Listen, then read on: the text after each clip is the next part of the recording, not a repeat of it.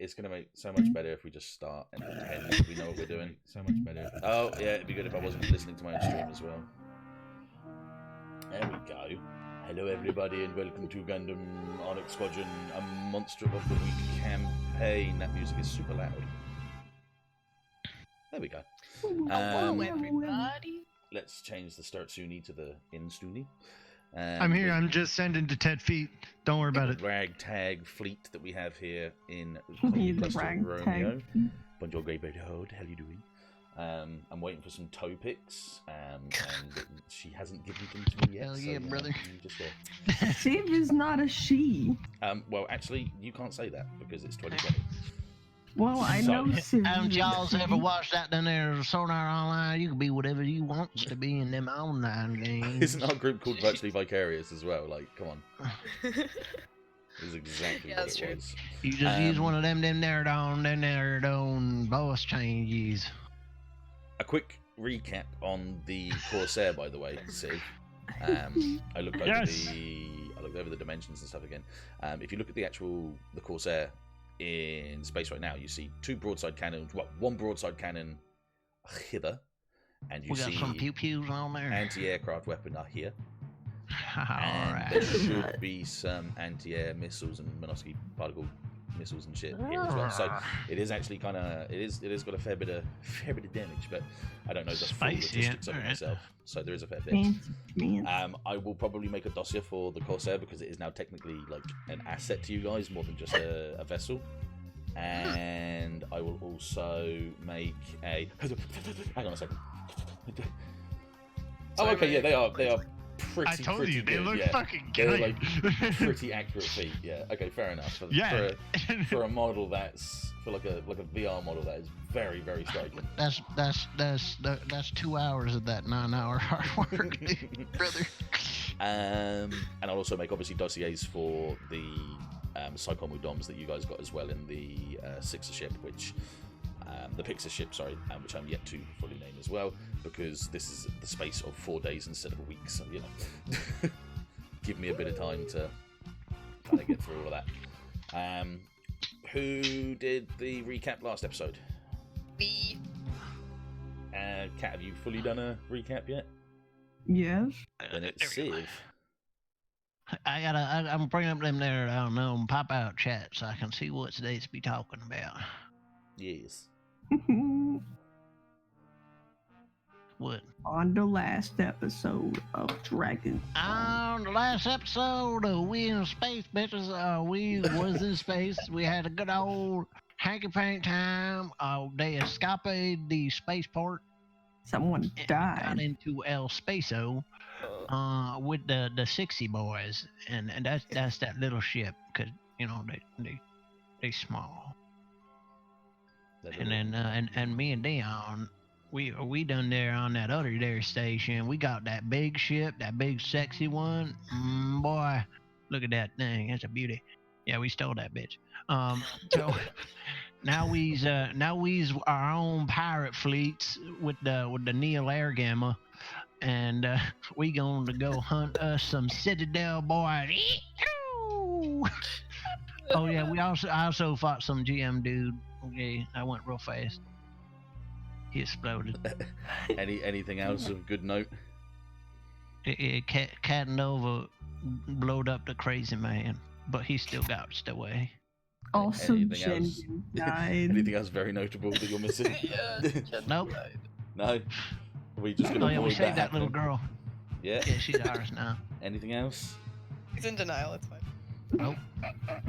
No, don't. That's at her. I know that's it. I think that's all in there notable things. I think an NPC died. I think that's in the Egypt, isn't it? I think that's in Egypt. I think one of them there NPC boys from the station exploded. Don't remember him. Wow, guys, come on.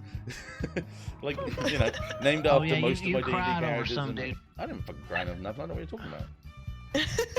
Everyone's in denial. Boy, you must be Egyptian because you in denial. Okay, thanks. Yeah, there's the joke. There's the one that I was going for. Brilliant. You also got a pointed pyramid head. Kat, would you like to explain the very noticeable missing point that Civ has missed. Huh? We lost The someone. Dettet died? Oh yeah, we Yeah. openly declared war on them there Citadel. Oh, right. Yeah. But No. we're all marked as dead, so we gonna be pirates. I mean- yeah. Pirates is a stretch of the word, but yeah, vigilantes maybe. Space cowboy. Space Cowboys works, I guess. Yeah. In a market, Space you cowboy. egg, he stabs him. What? You egg, he stabs him. Okay, so to translate for anyone that didn't understand that, It's Nova, fine. Luke and Gray are from the south. They understand exactly. can't wait for Crossbone Gundam to show up. Hey, mate, fucking Crossbone Gundam. I have the X1 on my fucking arm as a tattoo. hit Like I say, that's 10K me. stream You- points. Is you mocking Channel me? points. Are you mocking me? What Am I Colin mocking you? Are you mocking? You're calling Macarena? No. Okay. Don't make fun of my culture, damn it. Let's lessen the stupid and let's start with the fluff, shall we? Impossible. It's an Okay. accent. It's not stupid. I never said it was. Okay, no, I did. Still. Oof. Time to interact with NPCs. Yeah. Yes, but first, people have roles to do. Oh Yeah. my. Me and Messi don't. We ain't special. Oh, However, do I have Messi to is pro roll? tag, so you know she is special in her own way. Not a fry. You got some pro tag points earlier. Yeah. No, I have the gonna die for the pro tag point. There's a difference. Yeah. I don't see. You don't see? 1 second. There's contact lenses for that. Yeah. Oh, okay. No, I'm just looking because I've got like one more experience until I get an experience, a level up, Yeah. and I'm just looking at what I want. You just I mean, we did just finish a pretty important battle. Nudges with left elbow. Time to deal with the crushing realization that we're in an actual war now. Yeah, exactly. That's another massive point from here. Let me just Stock up on band-aids. Deal with it the Nova way. Pretend it's not happening. Oh, mine's technically at the beginning of each mystery as well. No, I like it at the beginning of each session because it gives him a little bit more to do because he's just a DMPC, so I'm going to allow him to continue that. Did you just call him lame? Cool. Oh. Ouchie. Well, you get the thing you were looking at.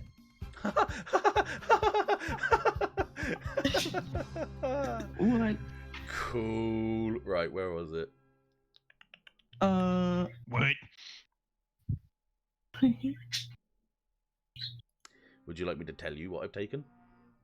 Yes. Get a sect team under your command. Eh. Uh, I could have also Story. just get in command of the chapter of the sect, but in fluff reasons, I don't like the idea of like this massive war going on, and the leader of the Lion Branch should be like, "Dion, you've done pretty good. I retire. Take over my place." Sir, are you sure? Absolutely. I've got a wife to feed. You know. Wait. No, I don't. Suddenly, all of your character development is over. That's why I started this war. I kind of have an idea of how I want to include Gray and Luke into this as well. Like, I kind of got an idea of the aftermath of this, how to include them into it, and also keep you guys as well. I have a couple of cool ideas. Cool. So I won't say nothing yet, but you know, there's gonna be a Gundam Onyx Squadron chapter 2. There we go. cha-cha real smooth. Mhm. Anyway, the bed bananas. What? What? Where did you post Look it? at fresh memes. Look at fresh memes. Oh, I've seen that. Oh god. Okay. Right. Moving on swiftly from that. I am also here. Ooh. when the rock slams into his head. Okay. Right. The caption was Cain and Abel. I heard that.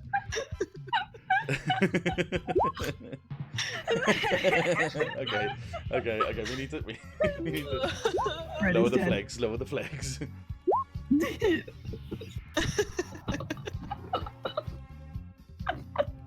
Is retire in the first thing?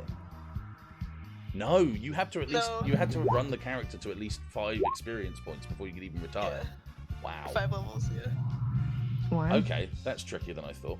What are we standing on, by the way, at the moment? How many people got at the moment? Cat's got like 1 level left. I'm at 3. Yeah, I think most of you are around about 3. Wait. 1. You have 1. What? 2. Okay. Experience or levels? Wait.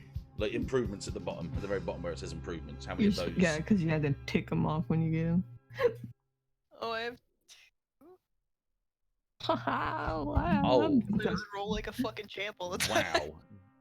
Wow. I Wait. can't ever update my charm until my charm No. until 5th edition. Yeah, I've only had 1 level. Yeah. No, I think you can Nope. do it twice. Can Nope. you? My specific one will not let me do charm because I can only do weird, cool, sharp, and tough. On my playbook, there is no charm. So Dion's going to be a Dettet. weird boy for a long time. Yes. I've only got 1 level. Yeah, you've only leveled up once. So, Yep. and how many of you got Messi? 2? 2. And I noticed that your bonus can only be up to a maximum if you upgrade your. Yeah. Yeah. I can make my toughness +3 if I funnel my XP into it. Mhm. My charm can be 3. My charm's That, already at the that max. gives me a toughness bonus of 5. I'm also Definitely can't fail. a very high. Well, Dion's also a very high weird max as well. His is a +3, but then it says +1 rating, +1 to any rating, max 3 +3. So does that mean I can never? Yeah, that means you can never go above max 3 anyway on any of them. That's Yeah. fine. Yeah, that's fair. Otherwise, the rolls make no sense because you could have 6 Yep. and it means you'd never fail. Yeah, that's fair. That's fair. Okay. So I've done my roll and I know what's going to happen there. Because we are now technically into a new loop. Cat, you need to roll your. Oh. Premonition. Wait, do I roll weird? Yes.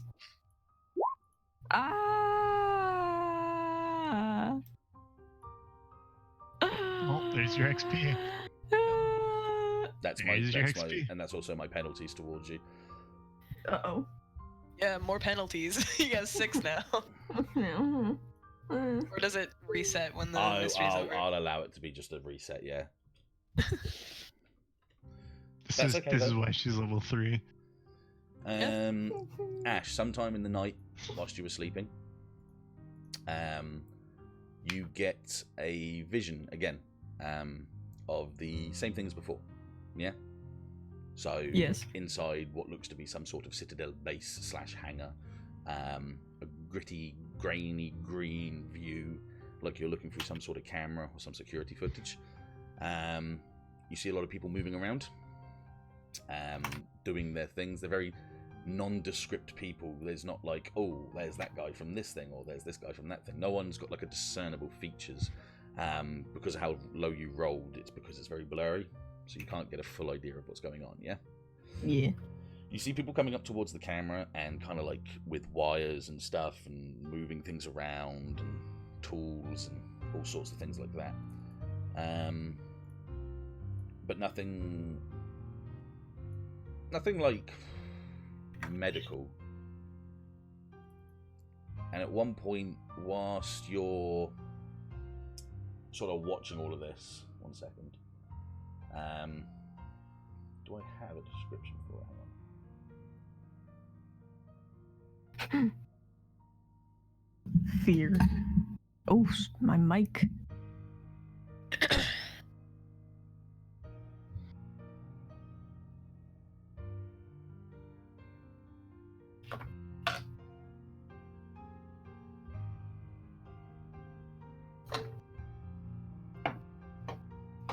Oh, I've actually found loads of stuff that I wrote down that I completely forgot, which makes this all a lot easier for me.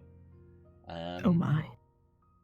So at one point you see, in the blurry distance, you see a couple of people giving a salute to a suited figure. The outfit that you can make out is quite regal.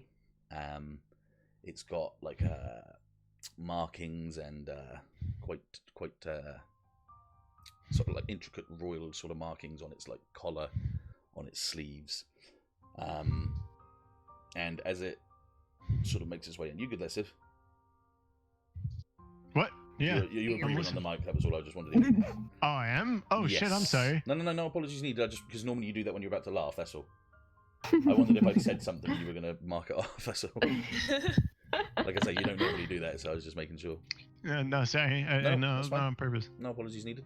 The outfit's red, red and orangey colours, and he comes up, floats, which gives you an idea. Don't worry, which gives you the idea that they're in space, or on a colony, something that's not on Earth, obviously. As he floats towards your vision, you start to make out its face a little bit better, and I'll give you a brief description, enough to give you something against the failed roll, basically. You see a helmeted face.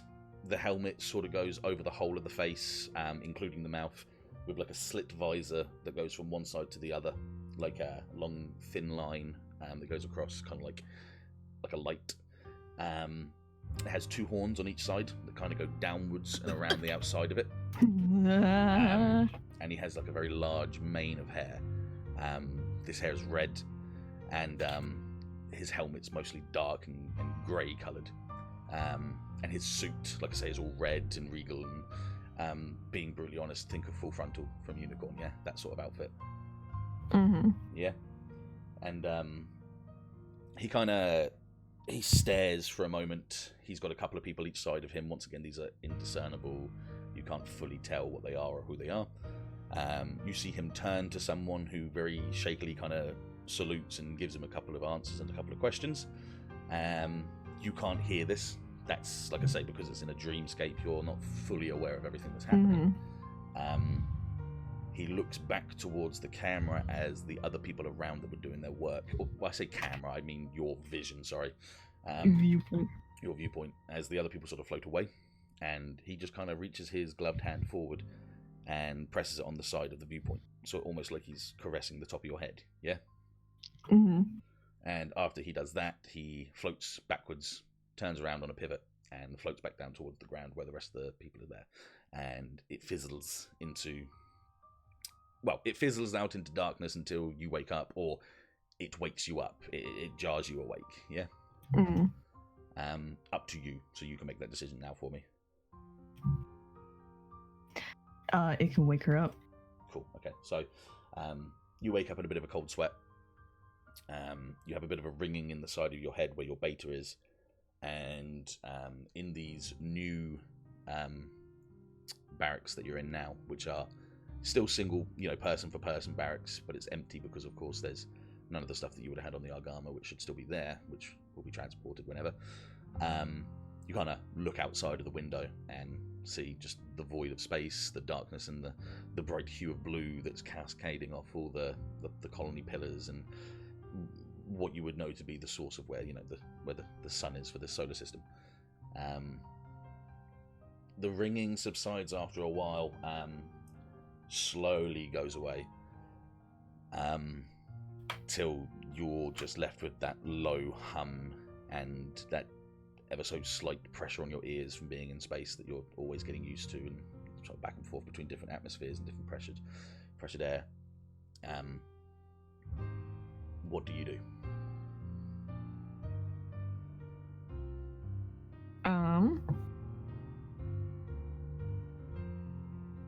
I wanted to get up and get out of the barracks. Yeah, so you go out. Out of where quarters, the room is. Yeah, out of her quarters. So you go out to a very familiar sort of hallway. You can tell that this ship was made for Federation regulations, so everything's quite universal and easy to understand and navigate your way through. Okay, I wanted to look for, well, maybe Onyx Squad, or if not, just somewhere else other than the barracks to think about it. Yeah, the Barack Obamas, yeah? No. Barracks. Shut up. Barracks. I don't know how to speak. Okay, so to give everyone a a brief idea of where is and what is. Internal clocks for you guys would be about probably like 6 o'clock, 7 o'clock in the morning now. Ooh. So quite early. So we'd say like 6:30, 6:23. You know, and you can see if anyone was awake, you'd see the colonies starting to raise their the pillars up to start, like I say, cascading these natural lights back into the colonies. It's the ship itself is still quite empty. There's not a lot of crew members thus far, but the doc has explained to you guys very helpfully that the ship should be able to run with very minimal crew. This is like a very automated ship, so the best part of 5 people could run the ship, with another 5 people to look after the like to be pilots and to be the engineers as well. So it's a very, very small amount of people that would ever need to be in this ship. 10's like a stretch at that point. In fact, there is only about 10, 15 barracks anyway. Mess hall's quite small, but still generous. Shower and training room, like exercise rooms are there. A couple of leisure rooms. You've got a briefing room like the Argama as well. Once again, everything's very regulated to a universal spec. Engine room's really quick to get through. A lot of the hallways inside the ship are super, super long, so you don't have to cut corners and go around like you would in the Argama. It's very much like 2 or 3 main hallways that get to each part through the central hull. One would lead by the end towards the hangar, one would lead by the end towards an engine, and one would lead by the end towards the bridge. So very easy to get back and forth. The hangar itself also has 2 open hatches on the left and right, as Fred would have known when they were putting all the crew members in on the ground of the colony. But it only has 1 catapult, which is where there's only, like, say, room for about, at maximum, probably 5 mobile suits at absolute sort of stretch. Lotos don't count as a mobile suit because they're a half-cast size, so they would be half-mast size. So they would count as vehicles, so like tanks and stuff like that. So you could fit more of those in there easily. Yeah, so that's the main idea of where you guys would be right now. Dion has not yet come back from the Argama. He's still dealing with the captain. Obviously, a plan of action. You've got the doc, who's in his quarters, probably asleep, like. Paper stuck to his face. Yeah, like a bubble coming out of his big bulbous nose. God. How long has it been since we have all come together as a group? Excellent. So, at this point in time, since the last guys you guys conversed in the last session, it's probably been about 2 or 3 days ish. We'll say for maximum, would say about, you'll be rolling into the 3rd day now. You guys chose, not forced, to stick with the crew of the Argama to do cleanup details still. So rescuing people that might be under rubble, marking civilians that may have been killed in action, killed in the well, not even a massacre, the battle, and just sorting out refugees and what have you, because the colony itself is still suitable for the refugees. You guys won't be carrying loads of refugees. Most of the people that have come from all over the colony cluster, are people that know what they're doing and know they want to fight. So it's not just people being forced. It's not Lord of the Rings style under Helm's Deep. These people are coming up and having to be forced. It's not children having to come up and work because that's what it is. But you all get the very heavy sense of dread that is something that will start to change because there's a war about to begin. Most of you haven't really lived through a war. You guys have lived through skirmishes and that which would begin a war. Most notably Nova, obviously, with terrorist attacks. Most notably Fred with the explosions and that happened from celestial bioengineering. Yeah, like trying to do stuff that would involve war, obviously. Ashe, not so much. You kind of bypassed a lot of that problem, or at least from whatever your memory serves you, you kind of bypassed anything that sort of brings that in. So this is a like a harder, something a little bit more difficult to get used to for Ashe, at least, because It's just something you've never really done. You've just Mhm. kind of lived your life, went to the military because it was a good pay and it was something your parents said was best for you to do. Also, you were getting paid maybe a little bit more than the others because you were also technically a hamster, a guinea pig, sorry. So like you were an experiment in that sense. So you may have been getting paid a little bit more, not majorly, but enough to shut the media up and shut you up and shut the parents up that obviously may have had questionable concerns about the accident that caused you to be a beta. Yeah. Yeah, you've seen a couple of new ships forming on the fleet. You've seen a blue,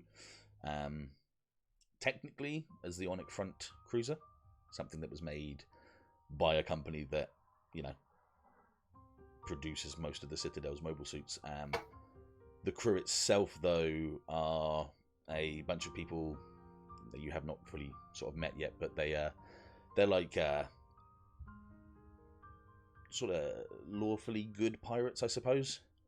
So none of them have really ever worked for the Citadel as far as they know, and they've actually been picking off scouts of the Citadel.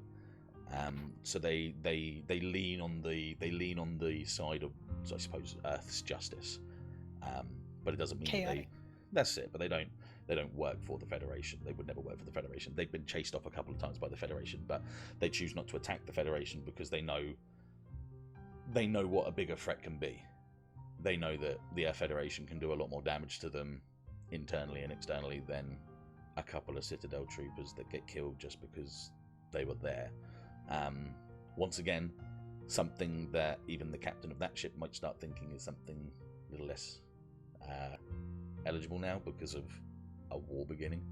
The Federation has declared war against any banner against that work under the Citadel, which means that they feel the Citadel is a threat enough to cause it to be a war.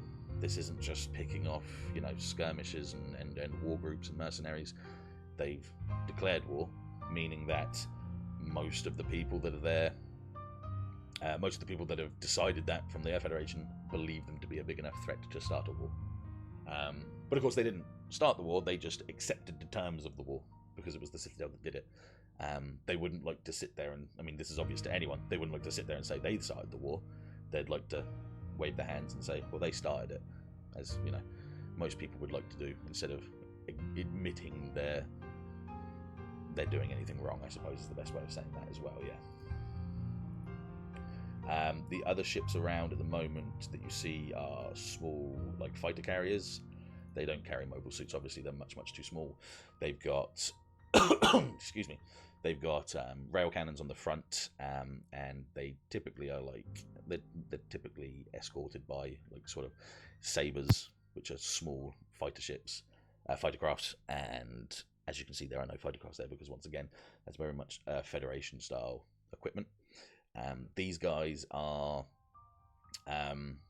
initially they're like Savaris port users and dock users that feel like they need to stand for their colonies and the people that they lost. Both ships probably altogether man about 20 people, if that. They're more for scouting and, you know, support when needed, basically. Yeah. Yeah. Yeah. Now, the Argamas had a lick of paint. They fixed up the catapult, and any damage on the inside's been patched quite nicely. They've changed their colours to be a little more discreet in space. Changed from red to blue, and they've sort of, you know, they've etched their name off the side, and they've put on a new. Excuse me. They've put on a new logo, which is the 6 colonies, each one representing a colony from Cluster, Romeo, and obviously Delta Protocol as well. There has been air of conversation about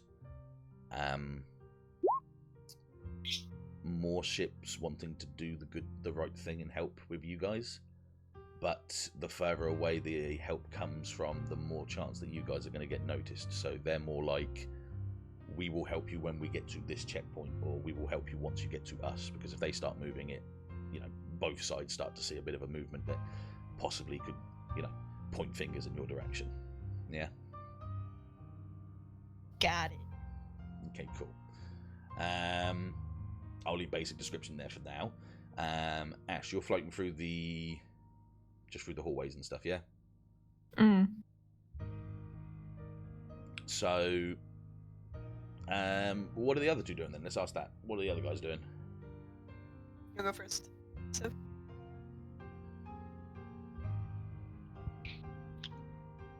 I would probably just be on the ship trying to help Dock Harbor make sure that everything is actually running up to speed. That's cool. Let's have a bit of Because we did just kind of snag a ship that's been grounded Yeah. for a set amount of time, and we rushed it out. So We'll have a bit of Fred and Ash conversations because they are far and few between. Actually, fresh. bit of fresh. Fresh. So to guide you a little bit to help you out, you're going through the hallways. You kind of aimlessly. I guess you're trying to clear your mind a little Cool bit. I'm off guessing. after Yeah, having them. yeah. That's good. Yeah. And just by aimless recognition, you go through to the hangar, thinking that it might be empty. The door opens up and you see all of the mobile suits, or all of your mobile suits, at least one of each one, inside the ship. So you see the Tornado Gundam, you see the Echo Gundam, you see the Hazel Custom, which is strapped at the back, so just connected at the back of one of the catwalks, because it's not primarily there to be used, obviously. And your Rizel, and you don't see Dion's Rizel, actually. That's still in the Argama. But you do see the Loto on the side, near one of the open one of the open hatches on the side, and a couple of mechanics. Nothing crazy. Most of them are from the Argama. Just sort of helping out in that. Civ, Fred, what are you doing right now? Like on the hangar, I say. in the hangar. Yeah, say you're in the hangar. That's what I was doing. I was railroading you towards each other. I'd say going over diagnostics with the Echo Gundam to see if there's anything I can do to try and tune the heat function. Okay, well, actually, I mean, that in itself... Let me have a little looky-dooky-doo. If I can remember where everything is. The answer's going to be probably not. Investigate a mystery for me.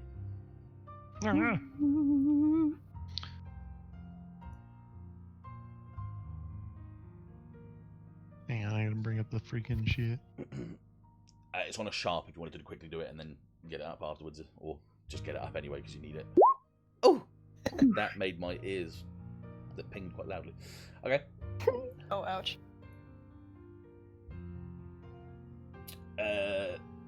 A miss. I see. This is always what I keep forgetting.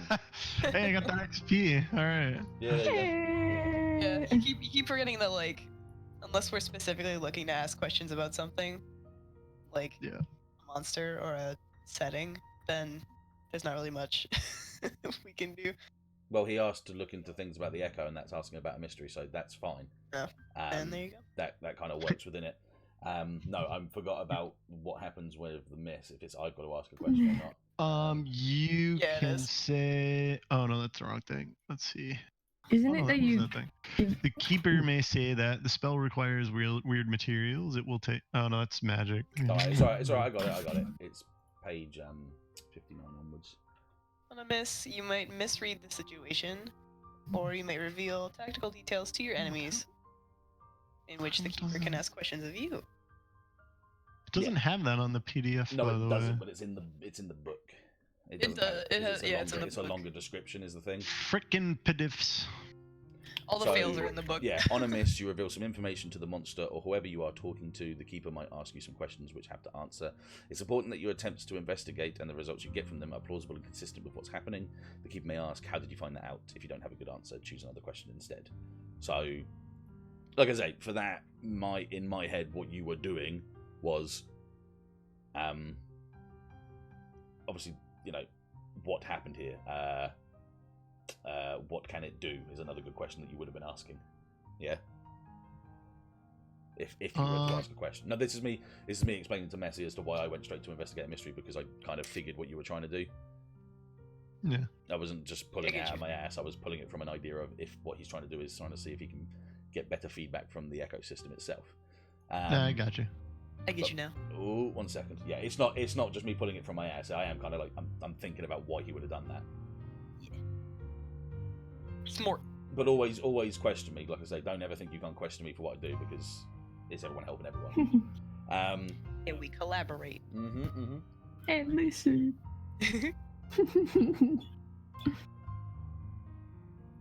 Okay, so explain to me how you would have been doing this.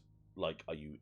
Well, no, I'm not going to say. Just explain to me how you would be running these diagnostics exactly. I would be taking some... Try using some skills I learned watching and working with Manuel to use like a console to tweak settings on the system to make it less sensitive to like the large giant fleet that was outside. Yeah. So not so much that it's like a distracting presence, and a little bit more sensitive to the smaller, more immediate threats. Okay, super. That's fantastic. Yeah. So I know you failed it, but to give you an idea, you'll be like, say you're on the hatch. Confused. So the cockpit's, no idea what I'm doing. The cockpit's open. You're on like the catwalk on the outside of it, because you know you have the little catwalks that can extend out in front of the cockpit, so you can go into it and stuff. Yeah. And you're sat down. There was a PC up there. That's it. Yeah. So you're sat there with like one leg dangling off the edge. You've got a data pad in your hand, and that's got about 6 wires that are going into the console in the Echo system. Yeah. Well, into the Echo Gundam, into its console. Yep. You're running through a couple of the diagnostics and just scanning for it, and you can't seem to find a way to make it negligible what the heat is, what heat is going towards you and what heat isn't going towards you. Yeah. So I'm going to actually leave it at that, because I have an idea of how I can use that myself. I've written it down in a note now.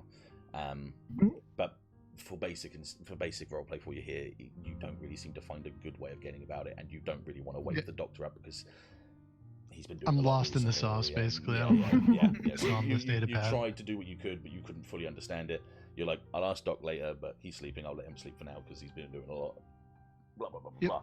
As that happens, you turn your eye and you see Ashe floating sort of aimlessly through the hangar.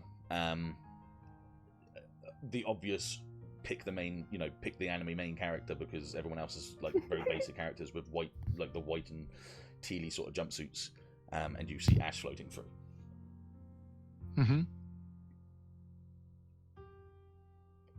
I'm initiating. Okay. Yeah. That's it. Yeah. I was giving you the I thought it was like, you dare approach me.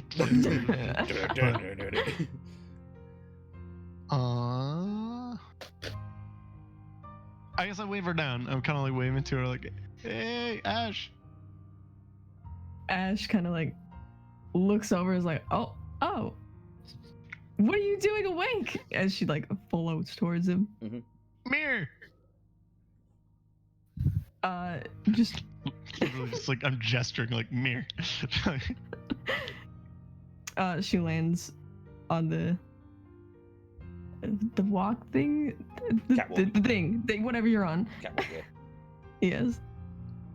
It's your name, but with walk afterwards. So I'm just kind of hold the data pad out to Ashe, and I'm like, can you make any sense of this? It's going way over my head. All the diagnostics? Yeah. And she kind of like chin to the finger to its chin, squints, and then after a minute she's like, no. Dang it. I was really hoping I might be able to do something with this, well, without any help, but I thought working with the Rezels with Manuel, I might know something, but it's like a different language. Well, isn't it a whole different make than a Rezo? I guess it's a prototype machine. It was completely custom made, so a bit different than the Rezels, even if they are top of the line. But it also had that weird. Well, yours is the same as that guy out that you fought, right? With the green. Nope. No. Oh. No. That he uses GM particles. They're totally different. It's a bioengineering thing. This has like an extra system in it to keep up with them. Oh, so Same it's to kind, combat. same reactor as like even the tornado, if I'm correct, but with extra stuff for speed. To just give you a little If bit of that's information correct, there. I'm pretty sure that's correct. Like Your 90%. character would say that because that's the closest that you can think up with it. But the last time you spoke to Manuel, he said that no one could figure out what the tornado was made, like what genetically, what technically it was made from. This one you can kind of get an idea that it is Universal Century tech with a bit more, because BIOS added more, yeah.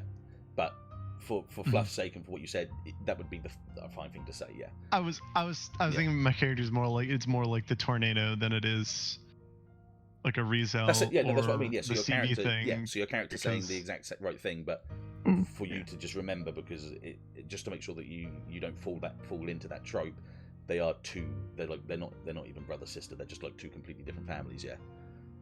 Yeah. I mean, I'm talking more like using similar reactors as opposed to like manufactured. Yeah. Like I'm saying, what you said was good and right because it's what Fred would say. But for future reference, like for future reference in character, they are they're two completely different makeups. Okay.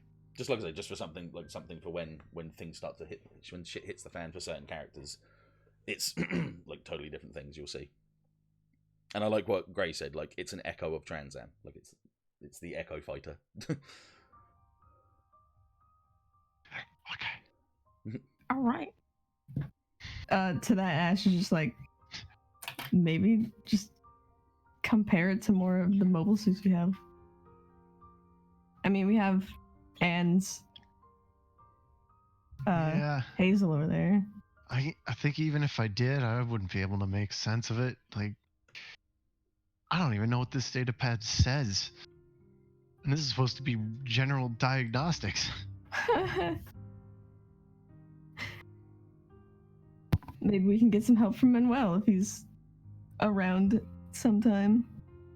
I'm sure he's too busy with helping repairs on the Argama, and I'll bother the doc about it later. He helped develop it. He's probably the best person to talk to.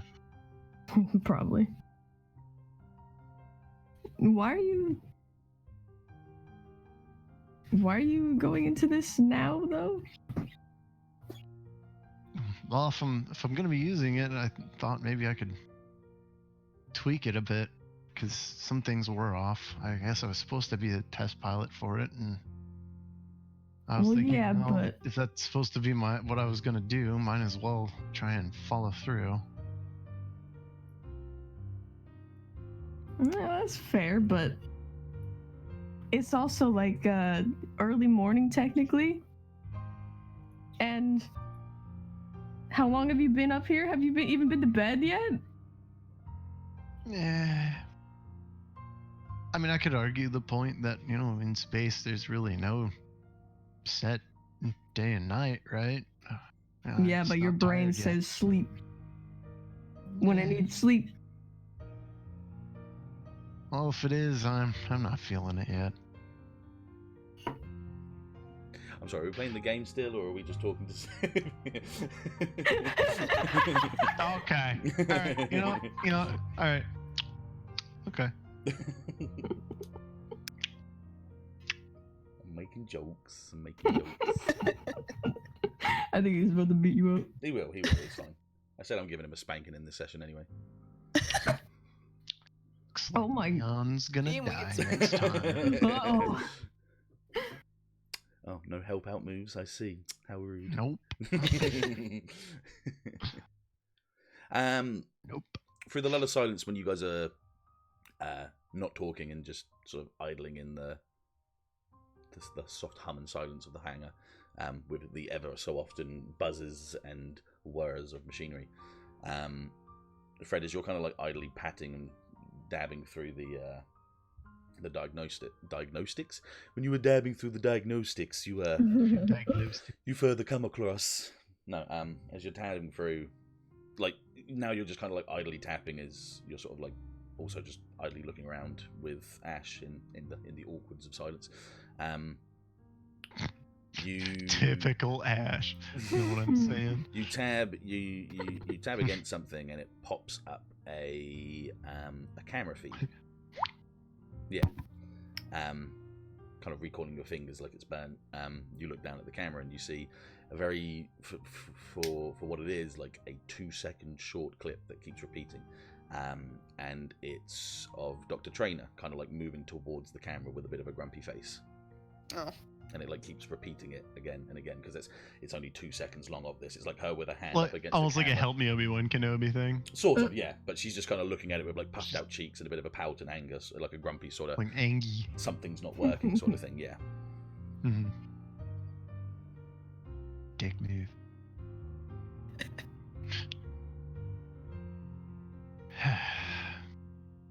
Wish I could have gotten to know him. To know what? Don't really need to worry about it too much. I just met him, that's all. I would have liked to get to know him better. Who? What are you talking about? Ursa. Well, all the people that made this Gundam frame, they died when Ursa bombed the building. They were right there, right in front of me. It's like someone just gouged out a hole right through the middle of them. Almost like it wasn't supposed to be there, and someone just kind of blew it out, like blowing the dust off a filter. They were still moving, still talking. Don't you put this shit on me, Gray. He fucking railroaded me into this. Hey, I like. He I like railroaded me into this. I'd like to call this guiding the characters and players. More like guidelines than actual railroads. Yeah. Well, It's just kind of weird thinking we're just gonna get more of the same now, right?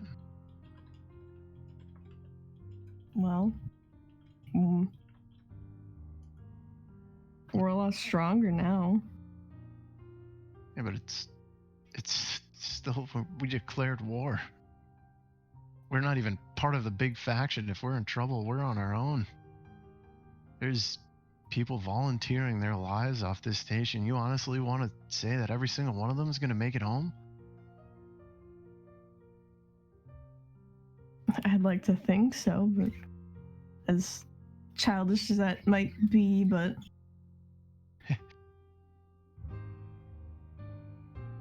Well, I'm just expecting more of the same. I guess that's a little bit of where we're different. yeah. Kind of envy you, you know that? Right? Wish I could hang on to that kind of hope still.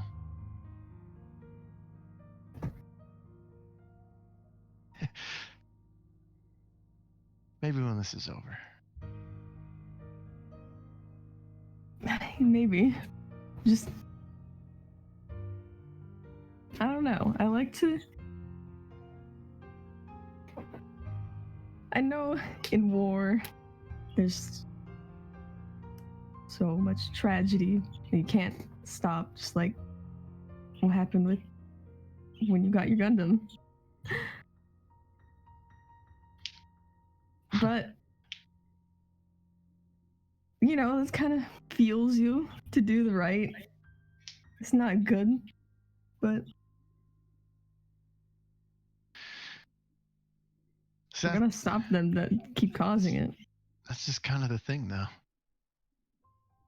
They probably think they're doing the right thing. We're probably the bad guys to them. If the Citadel have a good reason for terrorizing a colony of innocent people, then I'd want to know what it is. Oh, I mean, couldn't be any worse than blowing up a station for the sake of research or letting a port go to ruin because they're too lazy to fix the problem.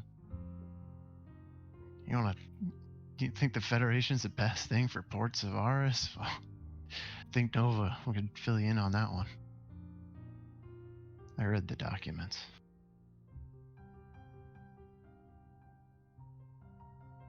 Maybe Citadel's just doing what they think is best for the people. Maybe but they've got their own righteous plan.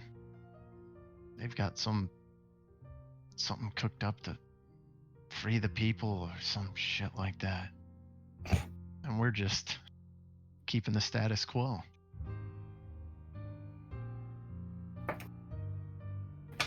I wouldn't call them righteous with everything they're doing. I'm not saying that, but they gotta justify what they're doing somehow, right? I guess so.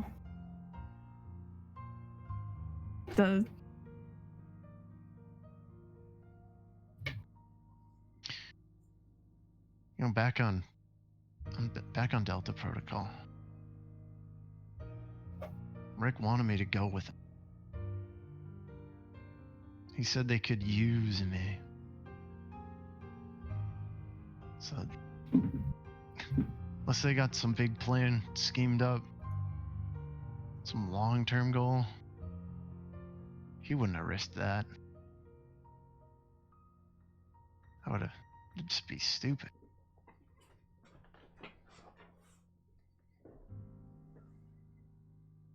Well, wish I I'm had glad. Could have asked him myself. I don't think you would have gotten anything from him. But I'm glad you stayed with us over joining the Citadel. Yeah, I am too. Hey, one good thing's come out of it so far, right? I helped the little kid not be a little guinea pig anymore. There's the first silver lining. Yeah. Yeah.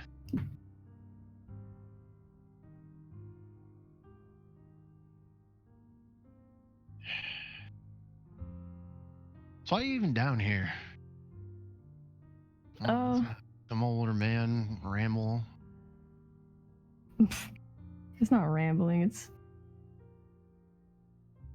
whatever. I woke up.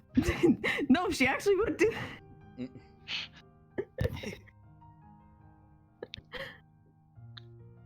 I just woke up. Some beta thing happened again. Have another one of those weird vision things. Yeah. I'm not really sure if it was a vision necessarily or just a dream, but... Want to talk about it? Sure. And she kind of slumps her head down and closes her eyes to like envision better. So it started, I was in this Citadel base again. And like before, I was looking through this green thing, but it looked kind of like a camera. Like blurry. And nothing's really happening. There's people like repairing whatever's I'm seeing through. And then this guy, he walks in and I could tell he's like big boss dude. He's got this big mane of like red hair, big helmet on. It's got these horns on it and this weird royal clothes. like, you know, like a king, basically. But anyway, he walks up to where I'm looking through, talks to these guys next to me, and I don't hear what they're saying for some reason. But then they salute and leave, and this guy, he like reaches his hand up, pats what I'm looking through, and then leaves.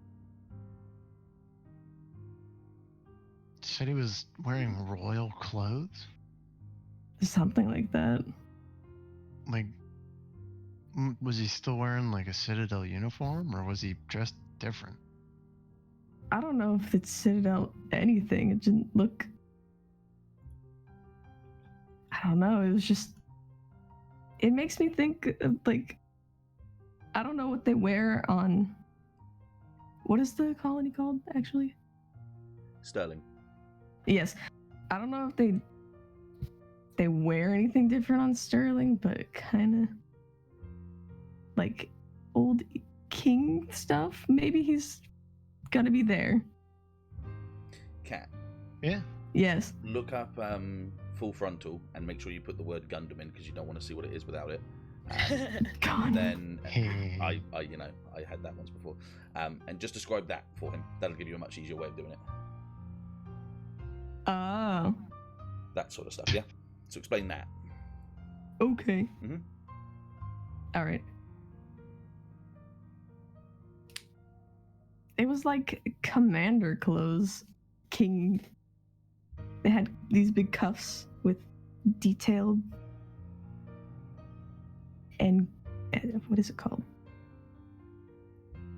I don't know. He just looked royal and weird, and way different than anything I've ever seen before. To help you out, Cat, regal's the word you're looking for, not royal. Regal.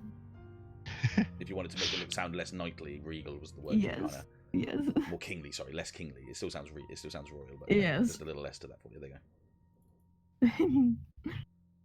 Well, I think we got some time before we get to the next colony. Why don't you use your data pad back in your room and look up some of the clothes they wear. Maybe you'll recognize a face. Oh. Why didn't I think of that?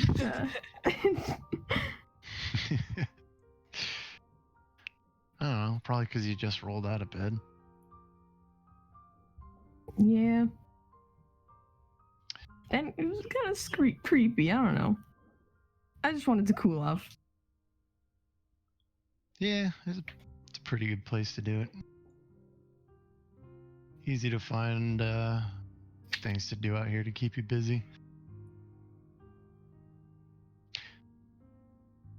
Say, does that thing run on batteries or what? The beta? Yeah. You gotta like plug it in every night? I think it just kind of runs off of me. Huh. It does, yeah. Yeah. Think it'd give you some of these weird dreams if it was low on power or something?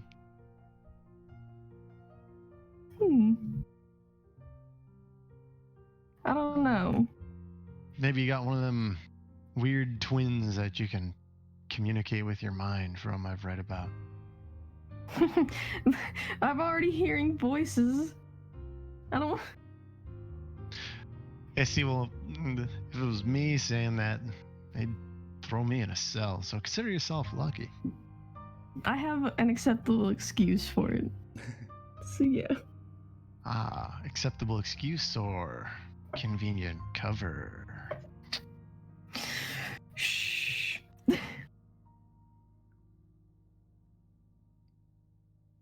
Yeah. Either way, certainly like to know if we come face to face with this guy, we can figure out who your little green friend is. Green friend? Green vision. Oh, Yeah. right. Yeah, you know. Green camera, green friend. Yeah. Who knows? Maybe it's a brain in a jar. Okay, so I'm going to write a new story. Okay, retcon that. Jesus. Mother brain's just there, like, oh dear. God. I don't want to brain talk. Technically. Are we all not just Well, mobile suits with a brain though. piloting us? No, we're simply being piloted by skeletons. Ooh. God, don't you hate it when your skeleton just wants to try and get out of your skin? Ooh. Bruh. All the time, dude. I mean, you know. That's why I drink. Anyway. Yep, continuing. Getting me not before the sidebar goes. Oh my. You know, I think you remember you saying that, you know, you were unconscious when they gave that thing to you, right? Yeah, most of it. Yeah, what if they did some weird experiment like they did Anne, try to make you able to talk with another beta from long distances or something? Well, the whole linking up with the arm and the eye is essentially just another test of theirs, so maybe that idea is not too far-fetched, but I don't want to think about it. Well, you know, you have said that your arm kind of has a mind of its own, right? When it's off, well, off of me. Yeah, maybe that's them.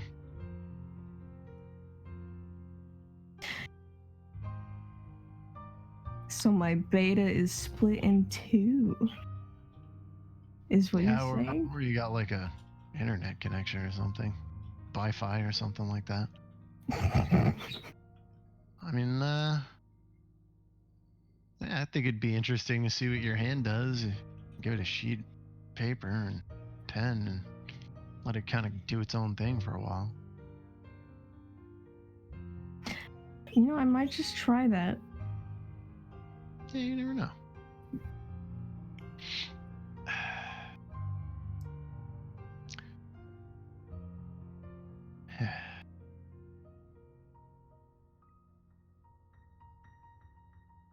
I always liked space. It's quiet. You can think. At that moment, Yes. the ship goes by with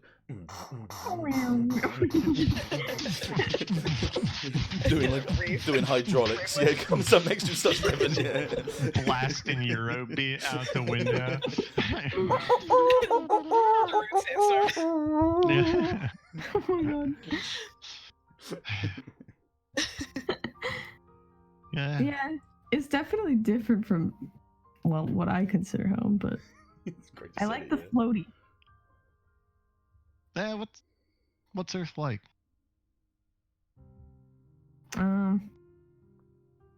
Well, pretty close to what the colonies are like. Ugh. So it smells funny. Well, is in places. Yeah, you know, it's got like that recycled air kind of smell. Yeah. Well, no, then. It's pretty... Depending on where you go again, it can be pretty crisp. Like, I used to live by water. The ocean. So yeah. Kind of What's that salty like? smell. I feel like the Corsair's a bit too big. Yeah, that looks better. D- I'm looking at the cat. I'm looking at the cat bot. I'm thinking, hang on a second, that looks really big for some reason. I think that's better. Yeah, that's much better. Okay, keep going. I was just listening to you. I was like thinking, there's some big old Gundams coming out of this one compared to the Argama's hangers over here. The Corsair makes the Nail Argama look smaller. Gotta fix that. Oh my god. But it is supposed to be a smaller ship, so that's fine. Go, continue. Sorry. Having some insecurities there at the top. Just as you guys are talking, the ship just like small, gets a little smaller as you're inside it. Like that was weird. What the frick? That happens sometimes, you know. It's just settling. Over the PA system, just. What was that sound you were doing? How does the ship just settling into its traveling? That sound you made, Civ, was super familiar, like from a game or What? something, like the Submarine. Yeah, right, cool, yeah. Barotrauma has that noise. That's it. Yeah, that's what I was sort of thinking. Yeah, the locking pieces down and like opening up the what's the thing underneath at the bottom? The ballast. The ballast. I know. It's the sound of the pressure pushing on the machine, like the steel frame. Okay then. Stressing it. I've learned. Yeah. Okay. Cool. And that comes to this time, Fred's wonderful fact of the day. So, did you know that in early submarines, they used to tie a string across both sides of the submarine? Because the deeper they got, the more the string would sag, and it would tell them how much pressure is pushing upon the outside of the submarine. That's actually really kind of cool. I like that. Wow. And that was Fred's fact of the day. Wow. Your scheduled programming. That is cool. I like that. I do like that. It's cool. Water facts with Fred. Gundam's both terribly depressing and really informative. I'm learning. Remember, war is bad, but cool robots. String on submarine though. Wow. Okay. And on that, Fred's like just putting a piece of string across the outside of the No reason. Across the bay. I'm crying while learning. Just like high school. Oh, brilliant. Yeah, but now you get to keep your lunch money. Oh no, I never said that. Oh shit. Jorgen's just behind Luke, like. Yeah. Okay, and breathe and back into it. What? You want to know what the ocean was like? Well, yeah. No reason them putting a giant undrinkable water supply in a space station. I've heard it stretches as far as the eye can see. Oh yeah. That's kind of a pun. How so? Well, you can call it a sea, S-E-A. And as far as the eye can see. Oof.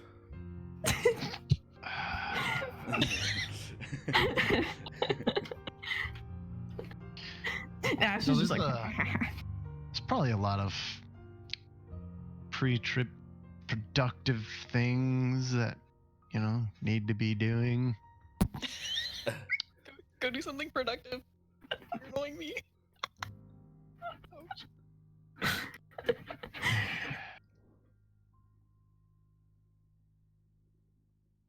I'm just playing. The ocean's nice. It's... Where I was, it was warm. And the sand was, like, hot to the touch. And you couldn't walk on it without shoes. And, well, the water's there to swim in.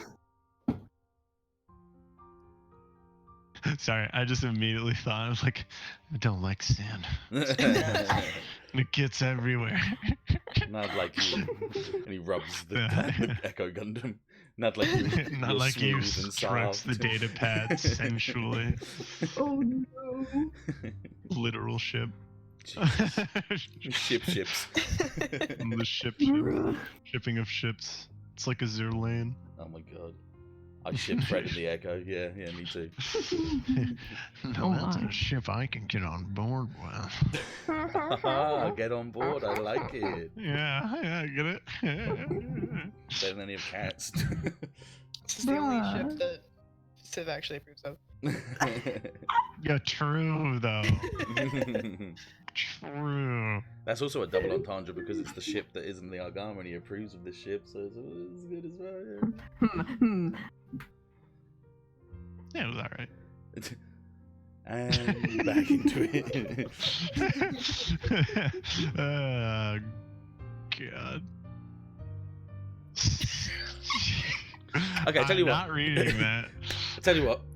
We'll pause you guys there for a moment to breathe in Musa a little bit. and we'll go over to. Chicken twister. We'll go over to. Twister. We'll go over to Nova now for a little bit, just to give you guys a bit of a break. Oh Jesus. I blame you. I think Nova's on the air gobble right now. Okie dokie, that's and fine. I think Twinkie boy. she, yeah, but like also, I think she has been kind of like making it her priority to take care of Anne. Yeah. And to try and like keep Anne in a familiar place, she would have like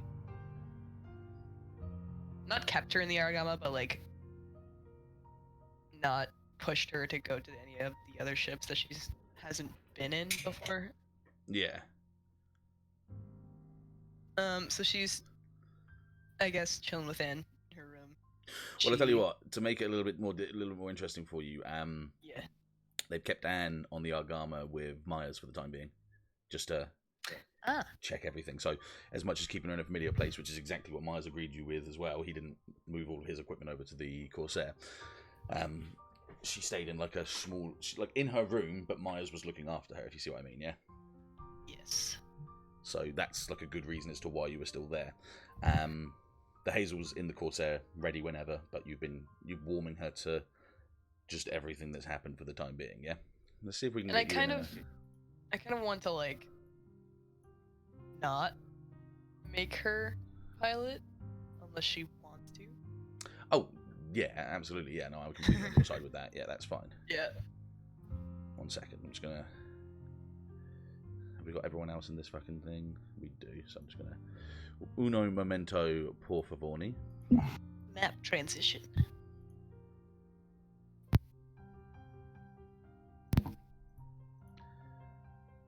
What's that, Jake? You're bad with girl voices? Get ready. I just do it like fucking Purple Eyes, what the fuck? Just be like, No. Okay, so a quick transition, which isn't going to be that quick because you're very far away. There we go. Nice. So she would be probably sat on the bed. Yep. And you will be doing, well, whatever you would be doing at this point. What would I be doing? It's up to you. Decorating. Decorating. I haven't actually set my room up with anything. So I would have gotten some plants from garden. Can I give you a little piece of advice? Yeah. Don't decorate what isn't your room anymore. Don't worry about Okay. it. It's not for me. It's for the next guy that's going in there. Okay. Fucking No, go on. Can you hear that? Can you hear that storm? The storm is like right outside my doorstep. Yes. Oh, when you talk now, yeah. Yeah, it's like proper bad out there. So just as a pre-warning, it could cut everything. I'll just let you know now, but we'll continue I on with got the you. She just like, she got some of the flowers that Anne liked in a little tiny vase. Yes. She's like, I think she's drawn like some flower strings where you fold the paper and kind of comes out. And she just set it like up on the window, just like brighten the room a little bit. Yeah. And then she goes to grab the spinny chair and she sits down in it and she says, bit less stale now, at least. And she just kind of nods. She's just sort of watching you, her like feet dangling off the edge of the bed, and her hands are like planted on each side of the bed from her side. So she's kind of like lean forward a little bit, hands pressing down each side, and her head just kind of sort of like her eyes and her head like fully watching you the whole time. Bit of a blank stare, a curious blank stare, but she's just sort of nods and watches you. Yeah. That's fine.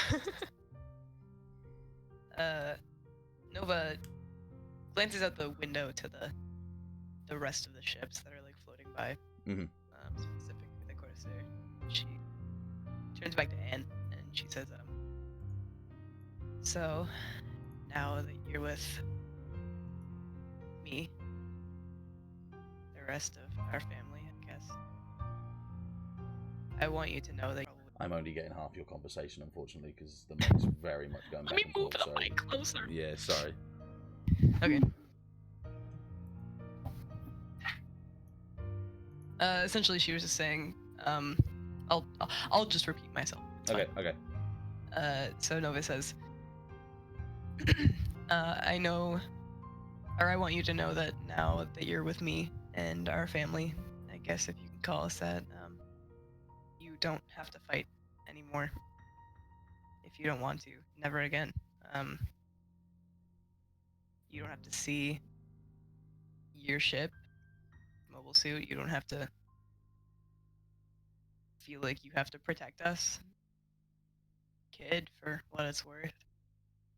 I mean, as much as you can be a kid on a ship full of who are working. I know what it is with your mic. Your mic takes forever to pick up that you're actually speaking. That's what it does. And no, it's fine. I could hear all of that. But what it's doing is it's hearing you start the conversation, then picks up the game afterwards, and then every now and then thinks it knows what it's doing and tries to turn it off again. It's all right. It doesn't matter. It's just, I can kind of get an idea of what it's trying to do. So if you sort of, we can fix it eventually. Yeah, that's it. Yeah. Or I'm just gonna fucking pitch it and send you a new one.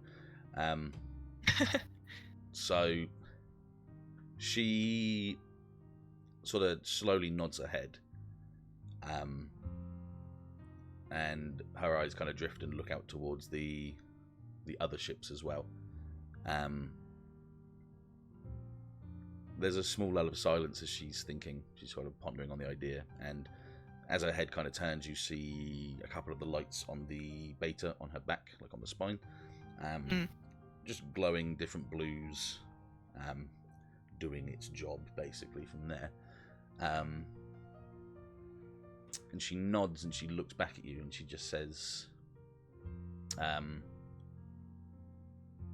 can fight. I know you can fight. That's not the issue. I know you can protect yourself.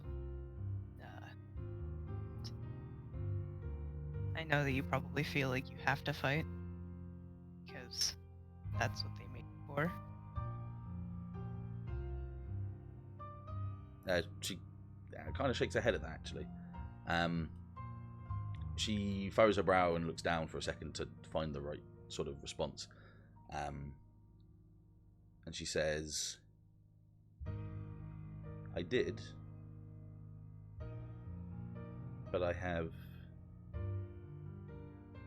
meaning for it now?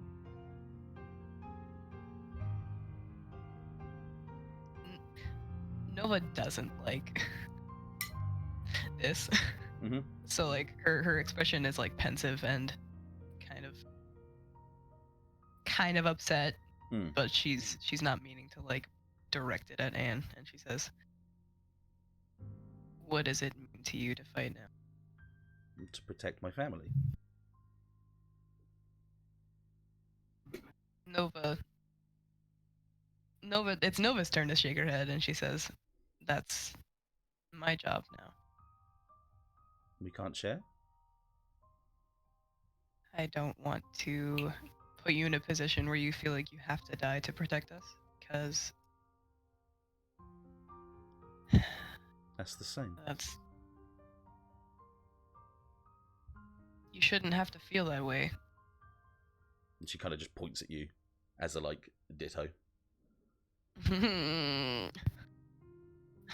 Nova frowns and she says, okay, I'll ask you a question. Did you have any friends before you got picked up by the Epic Brutus? She shakes her head. And why was that? Just because you were shy? She shakes her head again. She goes, we moved a lot. Okay. And wouldn't you like to know how it feels to play with your friends? With without worrying about all this? She nods. She nods. That's what I want to protect. But what if I want to protect you for the same thing? I had my turn, you know, being young and hanging out with people just for the fun of it. And I grew up. I don't want you to grow up as quickly as I did. I know it's probably too late, but I don't know. She kind of... You're right, though. You're right. Gives a little bit of a shrug and like a half-assed smirk as she kind of like looks behind her, kind of like to guide, like, yeah, I mean, I'm in a bit of a weird position here to be saying that I'm still able to live a life of normality. Like she kind of she gets that idea. She gets the sense of what you're saying. Yeah. Mm. Nova rolls her shoulders and leans against the back of the chair, and she says, I don't even know what kind of life you would have as a kid on this ship. But, what life would I have off of the ship? this... Yeah, I'll give you a couple of things. In the small lull of quiet for a moment, she just goes, Nova. Nova's gonna spin the chair around and say, yeah? God's really working my fucking mouse today, aren't you? Jesus.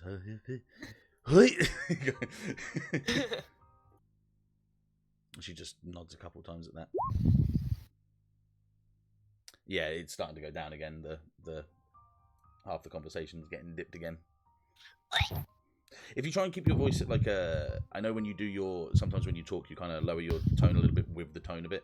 If you try and keep it a little bit more medium, it kind of picks up. It's only like times when you kind of dip your voice down a little bit like this. So keep the emotion, but if you keep it like at even level, it might keep a hold of it a bit better. Okay. Like I said, this ain't going to be a problem for long. Some way we're going to sort this. Don't worry. Thank you. What happened to the other one? I don't think I asked. I had been laying on it like a dumbass. My headset, and then one of the arms snapped. Yeah. See, talking like that was fine because you kept it like a even voice. Mm. So that would be the best way of doing it for now, at least. Anyway, yeah. Keep the emotion, but turn that voice into a mono. The volume into a mono. Sorry. Anyway. Got it. So you go. So yeah, she nods. She kind of like takes that in, and you can tell that she's processing everything you've just said. You don't want to press anything more onto her from that point. When you look over the console on your desk, you see there's not loads left to do. It's just more making sure things are finished, things are sealed, things are fixed. It's more, counter-checking everything's already been done. Yeah? Finishing touches. That's it, yeah. So, yeah, absolutely. It's just marking it to make sure that if it's been, like, instead of it being, have you checked to make sure that that's clean, it's have you checked to make sure that this has been sealed, these hatches have been fixed, panels have been replaced, and all those sorts of classical sort of things. Before you get a chance to kind of get up and get ready to go, the door slides open with a shunk, and on the other side of the door, nope, that's flipping the character. Let's turn it into an actual token. There we go. You just see Hyobe just sort of standing there with a couple of things slung under his arm, and he just kind of stands there very straight and looks through the door. Nova leans her head back and says, how many times do I have to tell you to knock? Oh, I thought that when the door was able to be opened by my presence, it meant that I didn't need to knock. I apologize. No, it's fine. Come in. Thank you. And he then enters, as that was his only sort of rule of thumb at that point. And he goes, I've been tasked with looking after the child for the time being whilst you were out on duty. She has a name, remember? And he kind of stops, thinks, looks down at the stuff in his hand. Ah, Anne, yes, my apologies. I didn't remember, unfortunately. Okay. Play nice. You two. Oh, yes, we will. Well, I have some books here for her. You gonna read out loud, or are you guys gonna sit in the same corner and read by yourselves? Should I be reading it aloud? I mean, that would be nice. And he kind of looks over to Anne, who piked to the idea of being read to, and then like kind of looks away in a shy way to say that she was going to be ever interested in anything different. And he's like, "Oh well, I guess I could do that. Yes. Anne, would you like me to read to you?" And she turns around again, just sort of nods a couple of times with the faintest of blushes underneath her eyes. Okay. Nova dusts herself off and she says, "My work here is done." Yes, and mine now shall begin. And we trade places. That's it. And as you leave the door, you just hear, "Okay, Anne, let's read The Little Dolphin That Cried, Ah!" Good.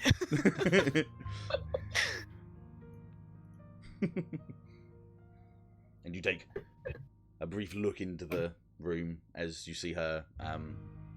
Her emotions kind of get a little bit excited and happy as he picks out the pop-out book and gets to town with that. It doesn't take a genius to know that Alpha to Alpha is the best that they can do right now when there's only another Beta who's currently working on the other ship. Yep. Yeah, cool. So, what are you going to do? God. With there not being a lot to do work-wise, I gotta find some people to bother. That's cool. I'll give you a brief one. So you'll I keep getting things. I've got these little fucking rubbers that you use to take off the atomizers on my vape, and I keep fiddling with them and getting them stuck on my fingers. So you would go. 1 second. I'm just trying to grab.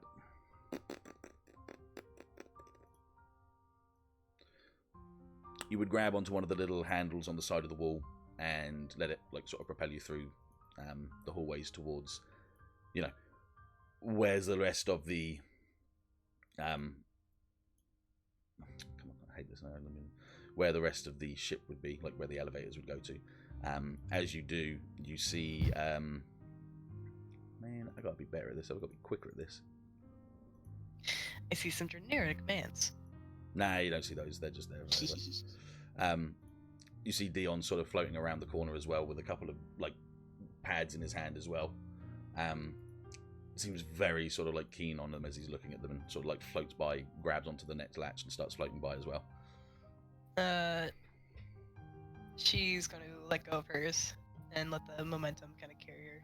And she watches him pass by and then grabs the railing after he passes her. Mm-hmm. And she says, where are you headed? Anywhere interesting? My puppeteering skills are not so great. He kind of lets go of the the handle and lets himself sort of drift backwards a little bit. And he's like, "What? Oh no, I'm just going down to the mess hall to grab something to eat. Captain said I needed to." And then he kind of like rubs his eyes a couple of times as he slowly drifts. The drift sort of slows to a halt as he's kind of like pressing his fingers against the side of the wall and his toes against the floor to kind of like push himself to a halt. Nova floats a bit closer away and she says, "Mind if I join you? No. Yeah. By all means. Haven't gotten much sleep since you've become the leader of a fleet." Well, I wouldn't call me the leader. And then he kind of grabs another handle as you grab one. Both sort of like float away towards. I'm going to just bring it towards the. Who is this man's? It was Koji before. That was Koji before. You're right. Let's just fuck out of a ding. And.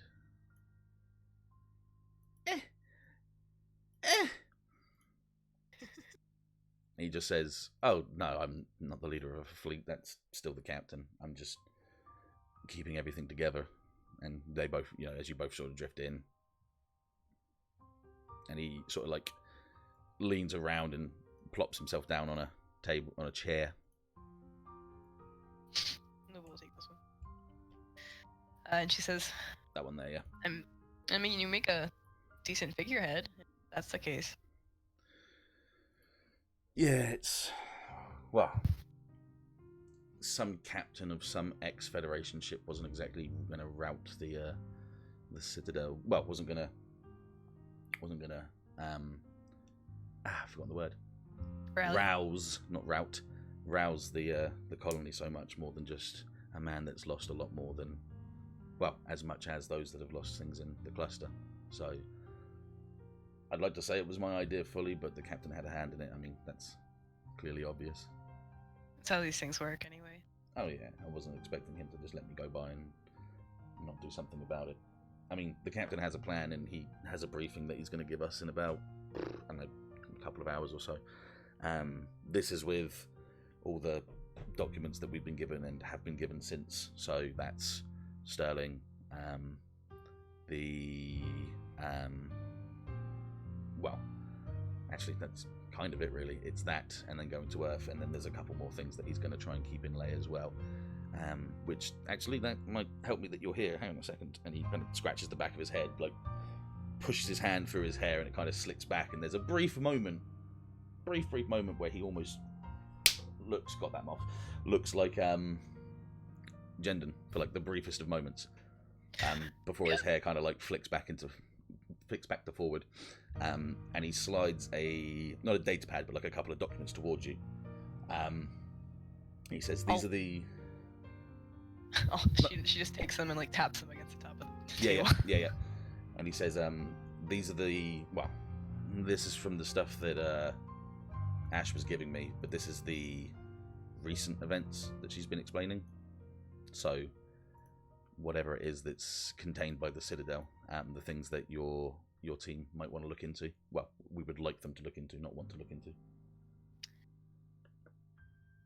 You want to send them to a Citadel ship to find a mysterious black box? No, not at all. I want someone on your ship to, as the doc says, run interference and find out anything that happened between Earth and, we're going to say probably the earliest orbits of Earth. Right. I remember you telling me, yep. That's it. But this is just the descriptions of this is a more vibrant description than what me or the doc was going to be able to come up with a few words, because this is from the mouth of Ashe. So if anyone's going to know it, you know, to quote, that would be it. I would never have sent your guys off to do something on their own. No, definitely not. Not whilst we're in this position. They're not really military material. Let's be real. No, you have a ship that has no cannons and 2 Psychomu-style DOMs. I mean, they can get in and out nice and easy, but I wouldn't want to put people up towards anything like that on their own. No, that's like a fleet thing. If there's anything in there that the Citadel are hiding that's worth value, which I'll be honest with you, for the time being, considering that most of the stuff that Ashe has been giving us recently has seemed to come about, I wouldn't take lightly any ideas. I wouldn't send anyone else on their own like that, no. Alright. I mean, later I can take this out. Maybe you'll pick up Ashe. That's not a bad idea, actually. I didn't think of bringing Ashe towards it as well. She seems to be the first, well, other than you, she's the only other person that's had good contact with your people so far, and that works out in our favour, obviously, yeah. I mean, if you want to meet them, they don't bite, as far as I know, anyway. Yeah, no, I'm not against it. It's just, I'm just... Busy? You could say that. And he, once again, kind of puts his fingers through his hair, but doesn't pull it back. He just kind of pushes his hand into his head and kind of like looks down for a second. And he's just like, the Citadel movement is kind of non-existent still. They're not being dumb is the hardest way of saying it. They're being smart. They're not just going, oh, the Federation's caused war against us, we'll go at them. They're not stupid enough to do that, unfortunately. They have taken it in their stride and are waiting for the next course of action. Yeah, they'll make it too easy. Oh, yeah, 100%. I've seen, there's countless wars that were easier were the men just stupid enough to go in and run and ransack, which worries me more because it means the attack on Delta Protocol and the attack on Cluster Romeo were advanced enough for there to be a reason for them to do it. You see what I'm saying? It wasn't just, here are cool, we are here, this is the Citadel. It's tactical. It's hang on. He kind of like rolls his head back. Everything they've done so far seems to have a reason, and Yeah. that's what scares me more, I suppose. That they have a plan, and they're not just throwing their chaos around. I mean, yeah. Which is, once again, very clever, because everything they've done thus far has been chaotic. You think if someone was so happy to go and blow up a whole colony and then attack a whole colony cluster, you think they'd be brave enough to go out and attack Earth as soon as possible, or attack other colonies as soon as possible, but they haven't. Which means in their crazed rampages towards, Protocol and colony cluster, they did that with reason. There was a reason for that. Their losses were for a reason. Civilian casualties were for a reason. Something they're doing is smart, and it's scaring me because I've only ever really gone against insurrectionists and small skirmishes, and in all my time of working in Inarch, I've only ever had to fight small battles, and anything as crazy as I've seen right now, I would result to madness and desperation. But it's not. This is calculated and correct. In all the madness, there is something in there that I just can't figure out, and I'm still looking for it. And I don't know what it is. I don't know what I'm looking for. That's the hardest part. You keep saying I. Don't forget that you have friends that have your back, okay? Yeah, no, I get that. It's just when you have... Well, I have less stress from Inarch at the moment because they consider me MIA. However, Lion Branch knows that I'm alive, if that makes sense to you. It's more a Federation flag of me saying I don't exist at the moment. It's putting me into Black Ops, basically. So they're giving me a lot of shout-outs. They're telling me to keep an eye on who should still be alive. Things are fishy. The Argama can't be dead. I need to know where they are.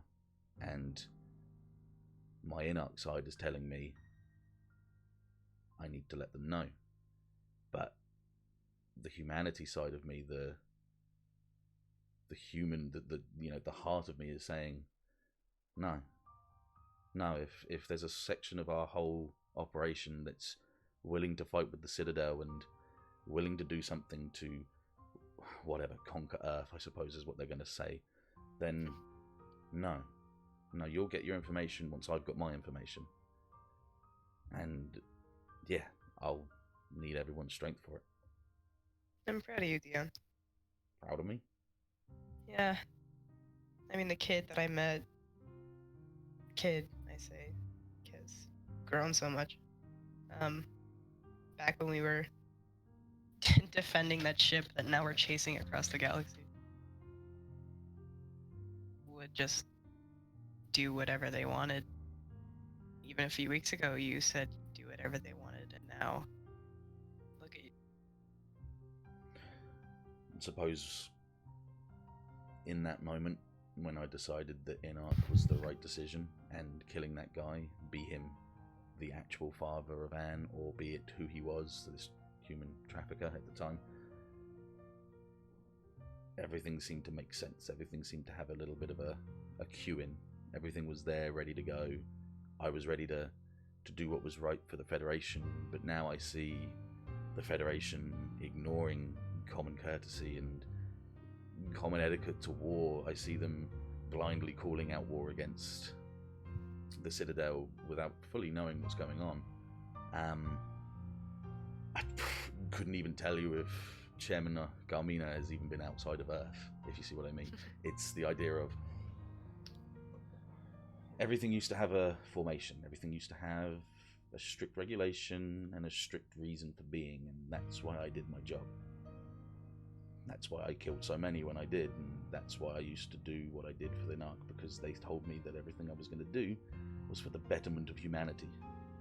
And that's why now, when everything is revealed to be not black and white, it's so much more difficult. Absolutely. And don't get me wrong, and I say this with a heavy heart, but with the utmost honesty. If I see any falter in anything for freedom, for what a federation, the UMP, technically stands for, you know, the freedom for people and the freedom for free space, I wouldn't hesitate. No, I wouldn't. That's me. But if there's ever even an ounce of reason behind this madness, I will listen to it before I shoot. That's all I'd say. That's what makes you... I don't know. What makes me say that you're leader material, Tank? Yeah. I mean, I know what you're saying, and I can understand that, but it's just... I know, you're modest. No, it's... when you lose what led you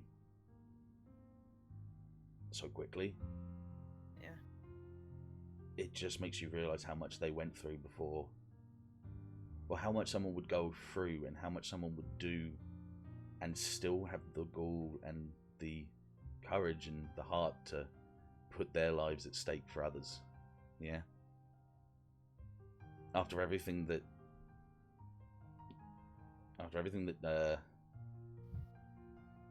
Gendon did and had to do for the Eagle Branch, and trust me, it was more black markers on his stuff than mine, if you know what I mean, like redacted information than even my own,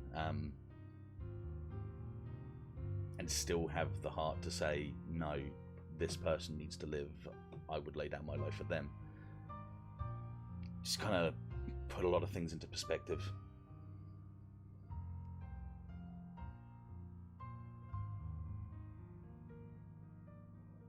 I think I'd put down my life for any of you. I think that's what I was trying to say in that garbled mess of nonsense there, but... Look, Dion, as nice of a sentiment as that is, please don't die for me. No, I'm not gonna, it's not like that. It's not...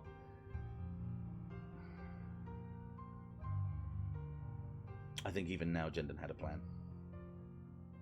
And I just need to figure out what that was. A plan for what? For you guys. Gamma? Nah. For Onyx Squadron. It's a nice idea.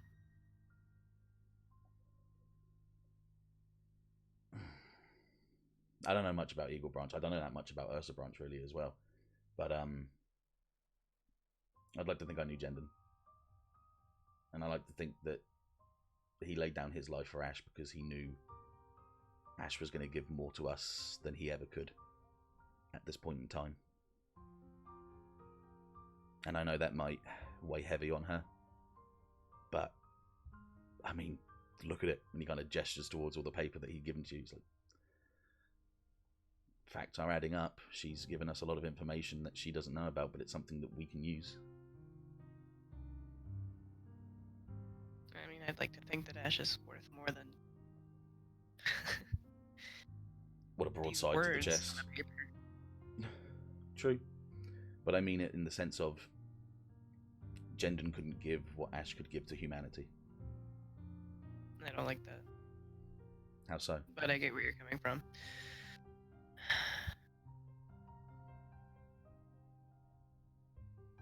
The idea of people's lives being worth more than somebody else's just because of the knowledge or the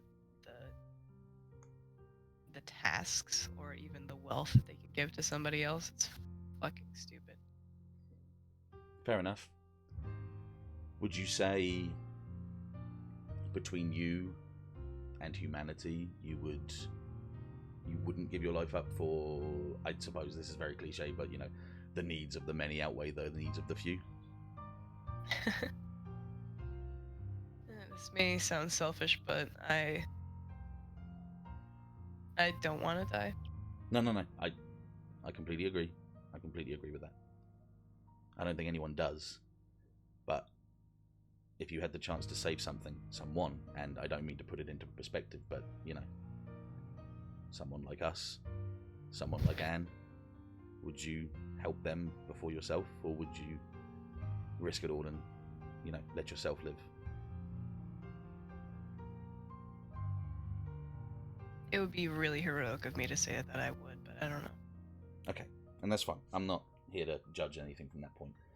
All I mean is,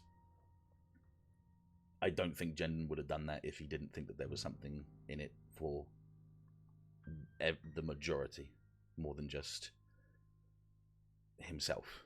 Yeah? Yeah. Be that. And I know you're right. I just feel gross about it. I get you. It's not the easiest thing to admit to. And that's why I'm having trouble trying to figure out everything between those lines and those crooked angles that one company gives to the next. But if he was willing to risk his life for you guys, I think I'm willing to put it all and, you know, lay down all my chips for you guys as well. Well and truly above Inarch. Well and truly above regulation, and rules, and objectives. I'm noticing a trend with decisions that you're making. How so? Well, I mean, if Anarch says, well, used to be, if Anarch says, go do this thing because we told you to, you wouldn't really need a reason why. Back then it was because I thought they knew what they were doing, yeah. It's kind of the same. Not in a sinister way, but like kind of the same with Jen. And you're doing it because of the same reason. Yeah, no, I see what you're saying. I see what you're saying. Be it for my own decision or someone else's decision or his decision or someone else's decision, it was still decided upon by, well, a choice, isn't it? And not that it's a bad thing. No. I guess I'm just getting to know you better. Yeah. That's one thing. Don't get to know me too well, though, because if I start giving you a backstory, I might die. You know how these things are. Don't get meta on me. She says, okay, off of the topic of all this fucking depressing ass shit, because you know how much I love that. Yeah. You've said Pixis a few times. I'm guessing you've looked us up. Yeah, you were on lists. That's a given.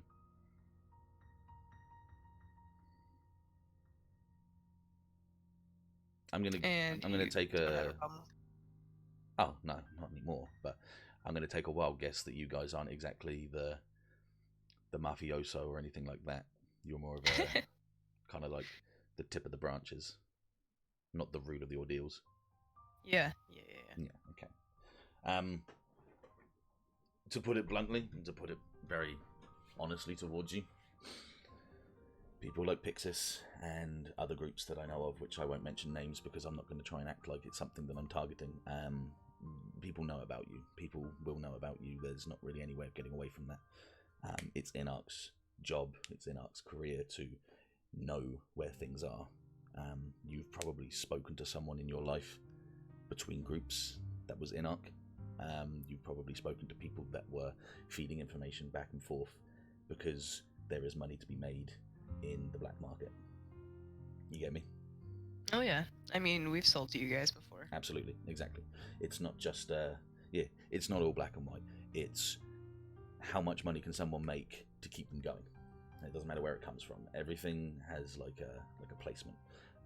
Inarch wasn't gaining money from you guys in the idea of we were making a founding from the black market and the underground systems as it was. It was more what we took and what we take gets given to someone else that gives us more reason to, I would say protect, but once again, this is going into another line of what are they protecting and what do they and don't they know. So at this point, that's a completely different statement. But as far as it concerns you, and as far as it concerns Pixis, you were all blown to smithereens about 3 days ago.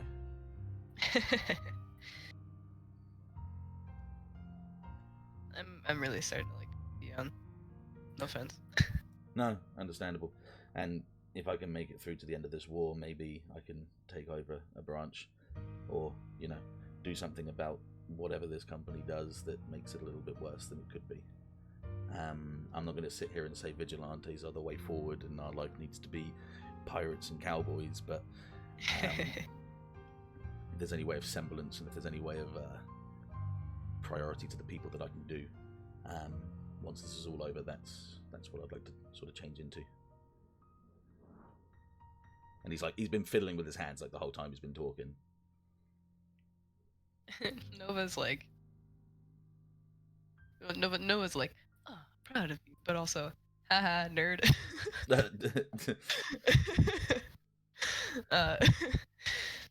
She leans back in her chair and she says, "You're doing good, Dion. Not a lot of people are just gonna sit you down and tell you, but you're making the good decisions, the hard ones that a lot of us can't make." Yeah, and that's nice to hear. Good. But I'm doing it for obviously everyone, more than just for my sake. I mean, don't be afraid to be self-indulgent with this kind of shit, because what else are you gonna get out of it besides the gratification of the people, which only goes so far, Sometimes that's what people need. Sometimes it's not always about money, unfortunately.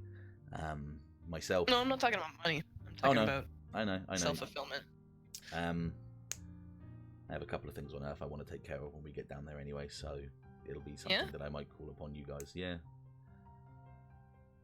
Like I said, Inark's not all black and white. There's very many crayons that etch into the weirdness of the system, and I've got a couple you're of those. reaching.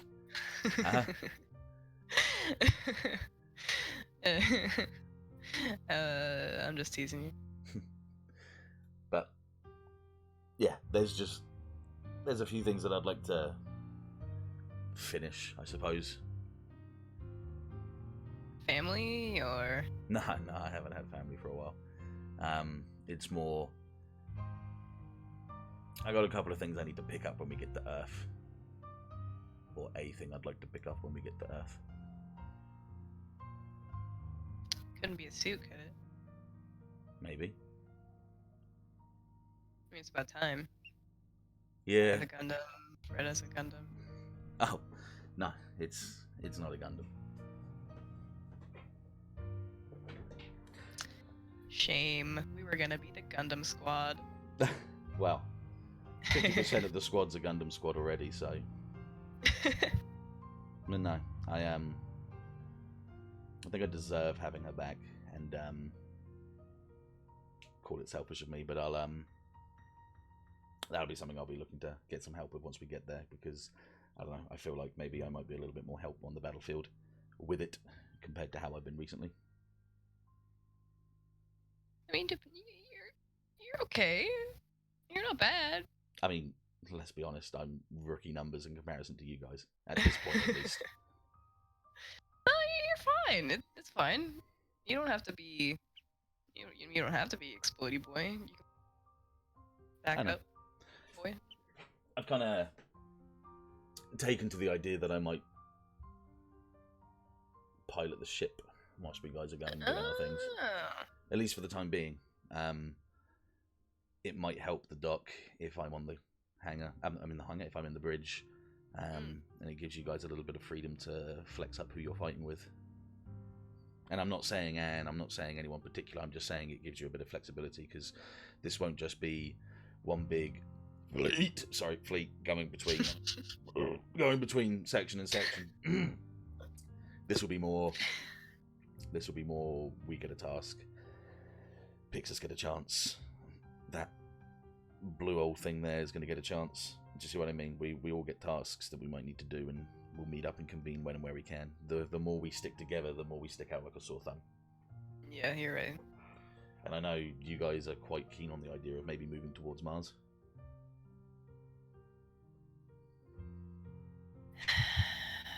Yeah, that's my sentiments too.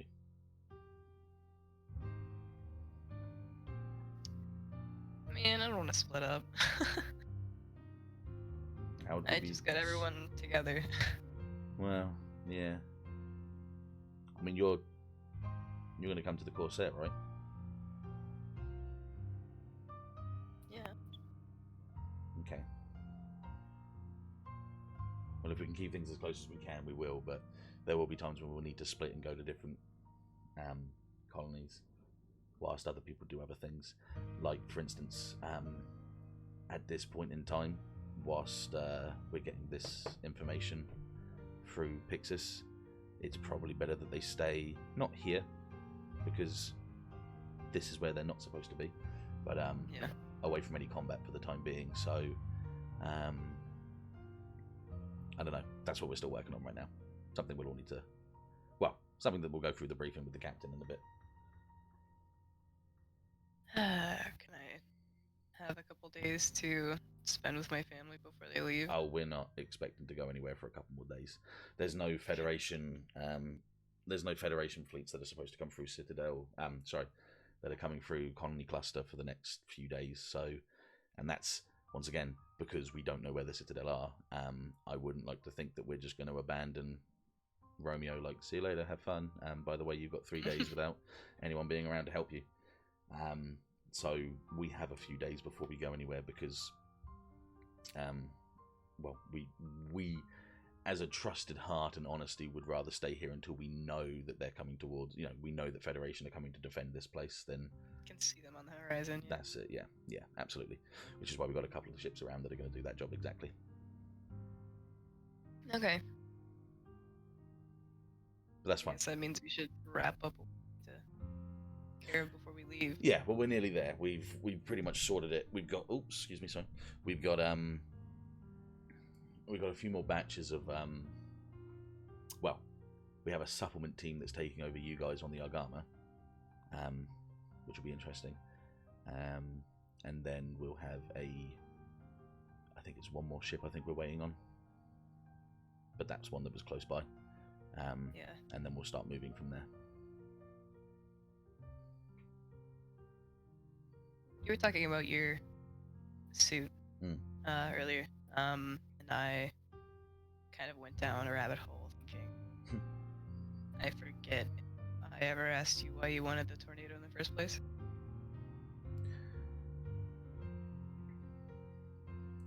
Well, I'm not going to ask if I can be honest with you. I'm going to tell you I'm going to be honest with you. Nobody knows where the tornado came from.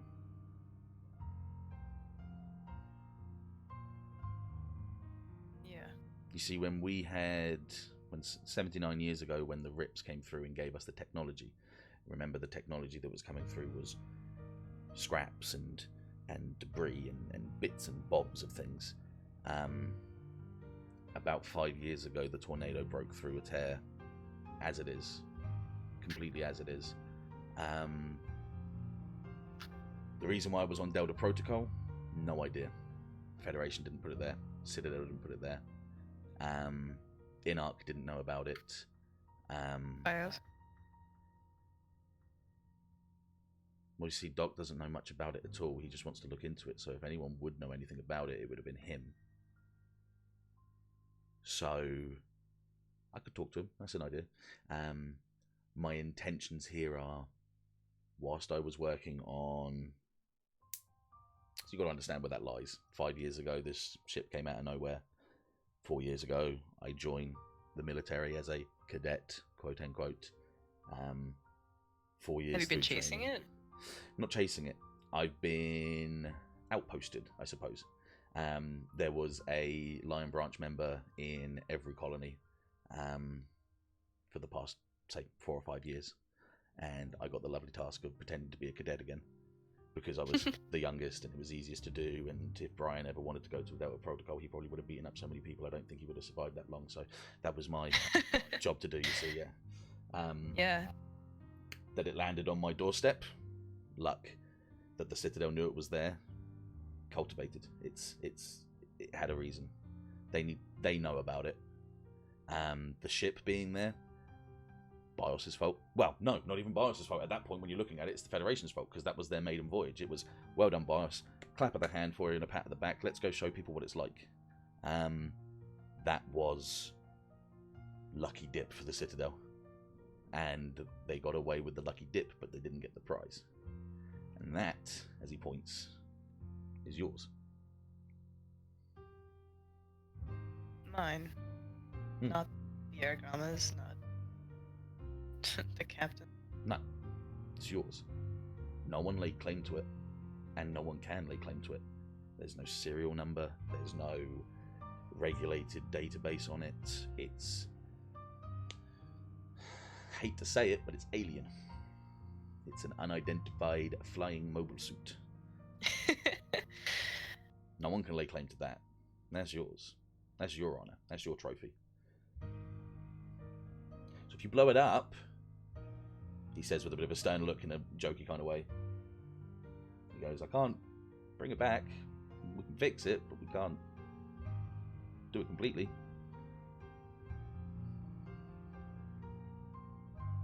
Is that a burden you're okay with? Yeah. Okay. Yeah, it's pretty enough for me not to want to get it destroyed, you know? Yeah. I mean, it may not be as fast as the Echo, but the Echo has a system that's made by humans and we can understand. Well, yeah, once again, I'm turning it into alien and I don't mean it like that. It was made by someone we know. Look, just because the Echo is new doesn't mean it's better than the Tornado, okay? I'm not Jeez. saying that. I'm not saying that. I'm just saying if you guys wanted to go into a fight together, I definitely want you two on the front lines, definitely, if anything else. Just, same as I'm keeping track with Ashe, same as I'm keeping track with BIOS and everything that went wrong with CB, as I promised Fred.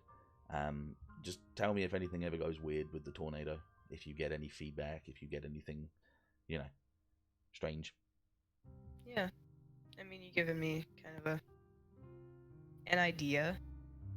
It's a silly idea, but I mean, you've probably seen me in the hangar. I like to talk to suits, so. I mean, maybe it'll talk back one of these days. We don't know. Maybe. I mean, I've seen weirder shows. But assuming, and this is heightened assuming that that thing came from somewhere else and someone else built it, not of this solar system, universe, parallel, whatever.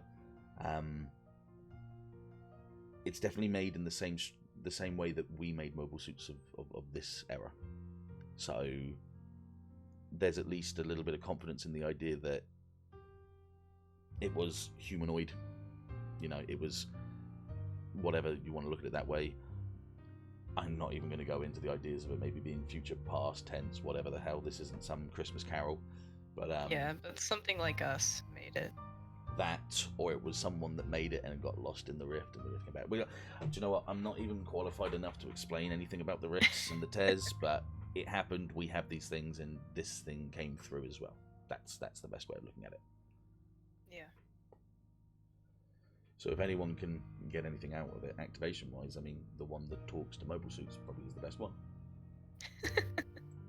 Anyway. Wow, is that my title now? Amazing. That's what I'm known for. What, the mobile talker? Yeah, you heard it here first, folks. The legendary mobile talker. Mobile talker. I mean, it might have the right ring in a different context, but it's definitely not the shield, and it's definitely not mustard. So. Well, you're the leader, Dion. Yeah. At least for now. Maybe one of you guys might be able to do a better job if it comes around, but I'll stand where I can for you. Nova's gonna sit up in her seat and pat him on the shoulder. He kind of bobs his head at you in a bit of a tight formation style. Gets up and he's like, right, okay, what do you want? And then that sort of fades from that point there, because that's about the same time I gave you guys as well there. Okay, so I'm gonna take a quick break, just a quick 5-minute one, just for people to pee and get drinks and stuff. Before we do that, you all go about your daily tasks. Ashe, you're helping Fred. Dion's kind of just having a bite to eat with Nova for the time being, and then they get onto the same thing as well. And then they, excuse me, And they vomit immediately. you get a, yeah, they eat too much. Actually, that's a good point. Did anyone ever draw the chef? No, we Oh. forgot. Yeah, okay, no, fair enough. One NPC we forgot. That's fine. We'll you all get like a notification on your data pads saying that there's going to be a briefing on the Argama, and we will return to the Argama and have that moment afterwards. Yes. Ooh. Excellent. See if you're still awake. Sorry. Yeah, hack the Argama. We should have it on the cool new ship. Okay. Argama, old and busted. Our ship, fucking Corsair. New hotness. New hotness. New Old hotness. and busted. Old and busted. New hotness. Okay. Old busted hotness. So we're gonna take a quick break. We're gonna have a drink and a couple of things, and we'll come back in a second. Thank you very much, guys.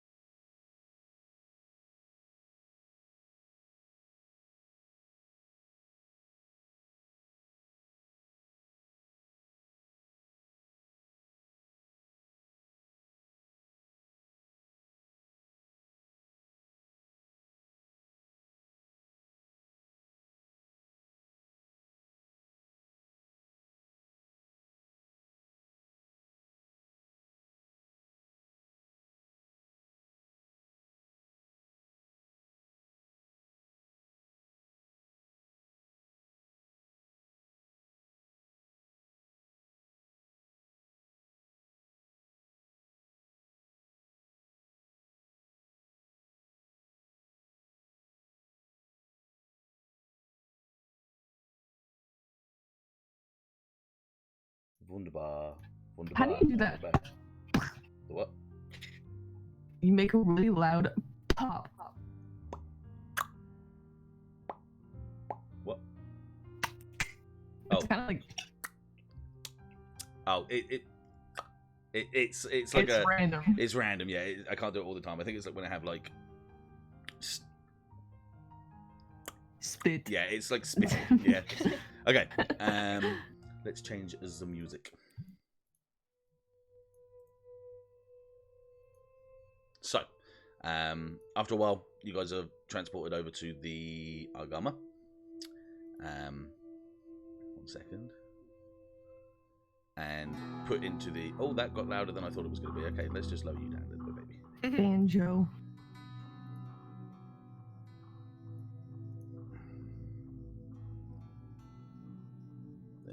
Where am I? Oh, God, where am I? Okay, there we go. Okay. And you're all found situated within the briefing room. Pretty much the same places as you were from before, because I couldn't be bothered to move everyone because that's the difference. Bippity poppity poopity. You could probably not be just stood there. You could probably be sat there. There we go. That's better. Oh, actually, I don't know who you are. Get out of here. There we go. Okay. Be gone, thought.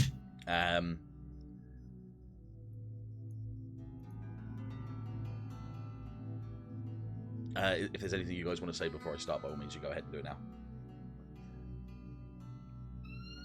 Oh god, oh jeez. Nova just Space opens police. her mouth and the police sound comes out of her mouth. You know, it's like that little kid that does the police. Did you guys want to see what I learned in the last 2 days? It reminds me of fucking those old style animations where the guy like goes like he comes out of his mouth. Oh my god. How does Koji look mood-wise today? Couldn't even see him for a second there. A little bit more serious than usual. She's just gonna wait to him as she goes to her seat. He's gonna like bob his head up to you. His hands are kind of like pressed in between his thighs, but he like bobs his head nicely at you. But he's got a bit of like a bit of a stern look on his head, like he's kind of ready for something. Yeah.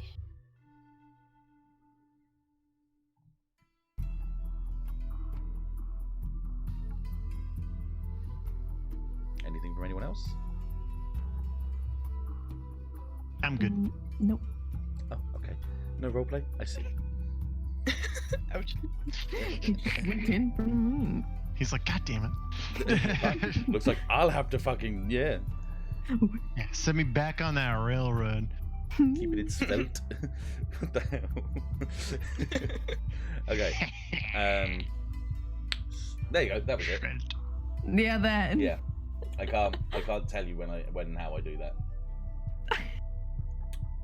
Yeah, it just kind of It's random. Just kind of happens.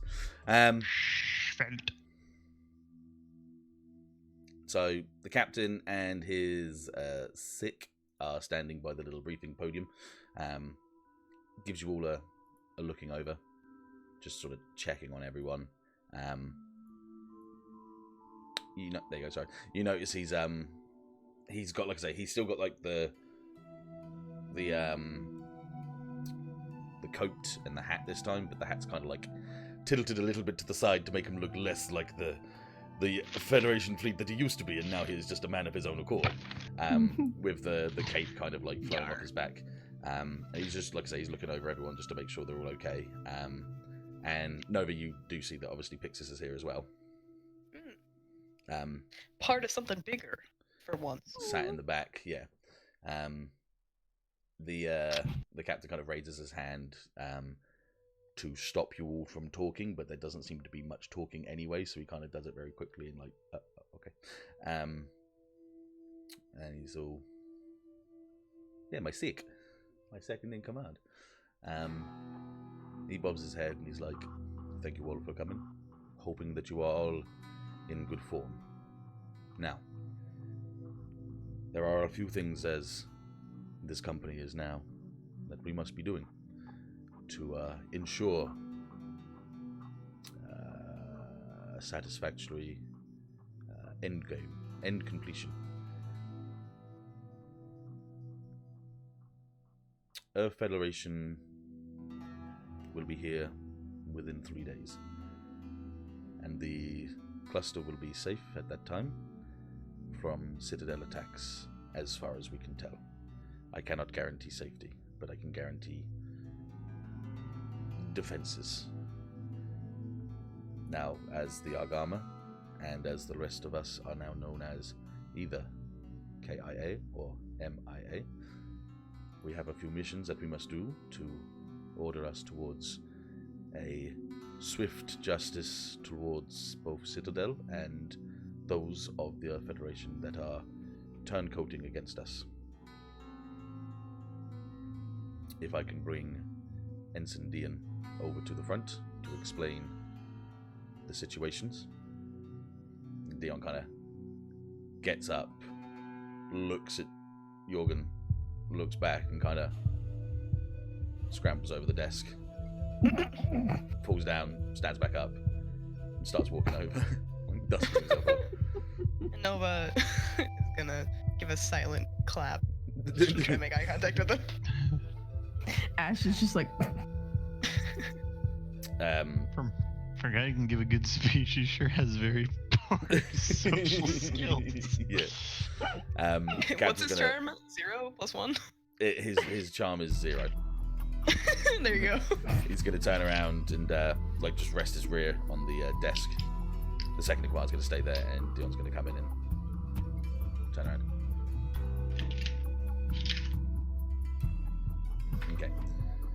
Dion clears his throat a few times.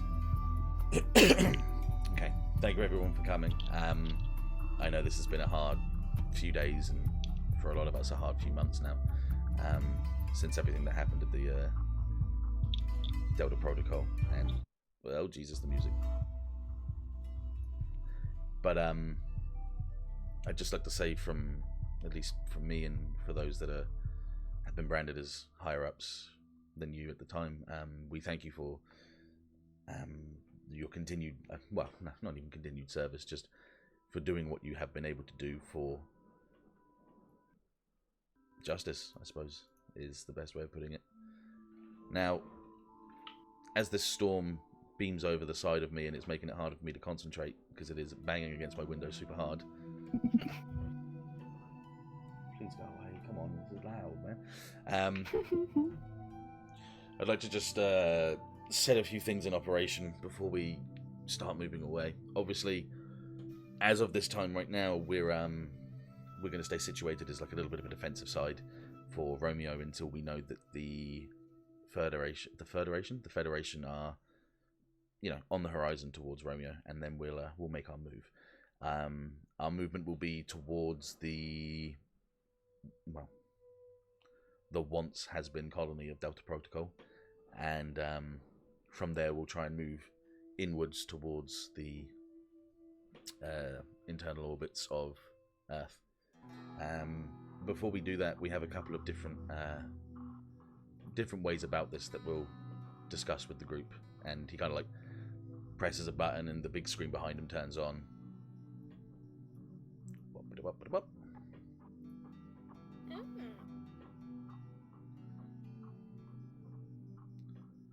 Just gonna bring this all into view. Come on, be a friend for me. Be a dear. There we go.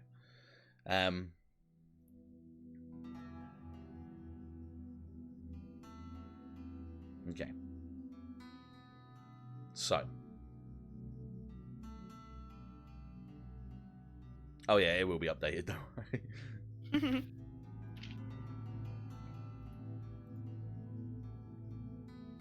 So from where we stand right now on Cluster Romeo, we'll be taking a movement from, as I said.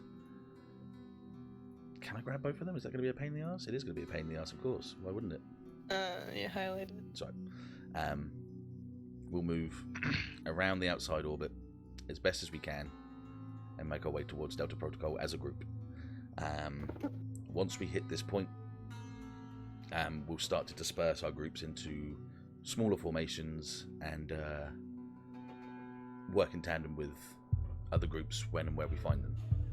the Argama and Pixis, sorry, will stick here in the husk of Delta Protocol. The interference in this area is quite good. It'll give us a bit of defense against anyone coming by. The Argama stays here in turn in waiting for the supplement team that'll be taking over from Onyx Squadron, which will be from here after moving over to the Corsair. I do not have another icon. I wish I'd made another icon now, damn it. It's alright. From here, the Corsair on its own will take from here and make its way towards Colony Sterling. Now, the distance between Colony Sterling and Delta Protocol is obviously a lot shorter, so it shouldn't take as much time, including the idea that there shouldn't be much activity. We've had a couple of fleets going by, and from what I was able to gather through InArc, nothing really much is happening at the moment in this sort of section. The reason we're going towards Sterling is because they have also been attacked at the same time as we were attacked back on Delta Protocol. We're going to try and talk with their leaders and their groups and see if there's anything that they can give us as either information or help, or even just a hand in our tasks. Colony Sterling does actually act as its own kingdom, so it doesn't have its own pact per se, but it does sort of rule on its own.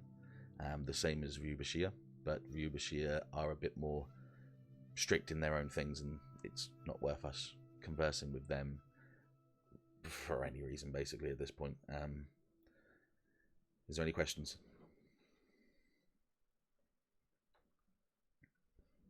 Is there still Citadel activity around Delta Protocol? And as far as we know right now, no. But it is not guaranteed.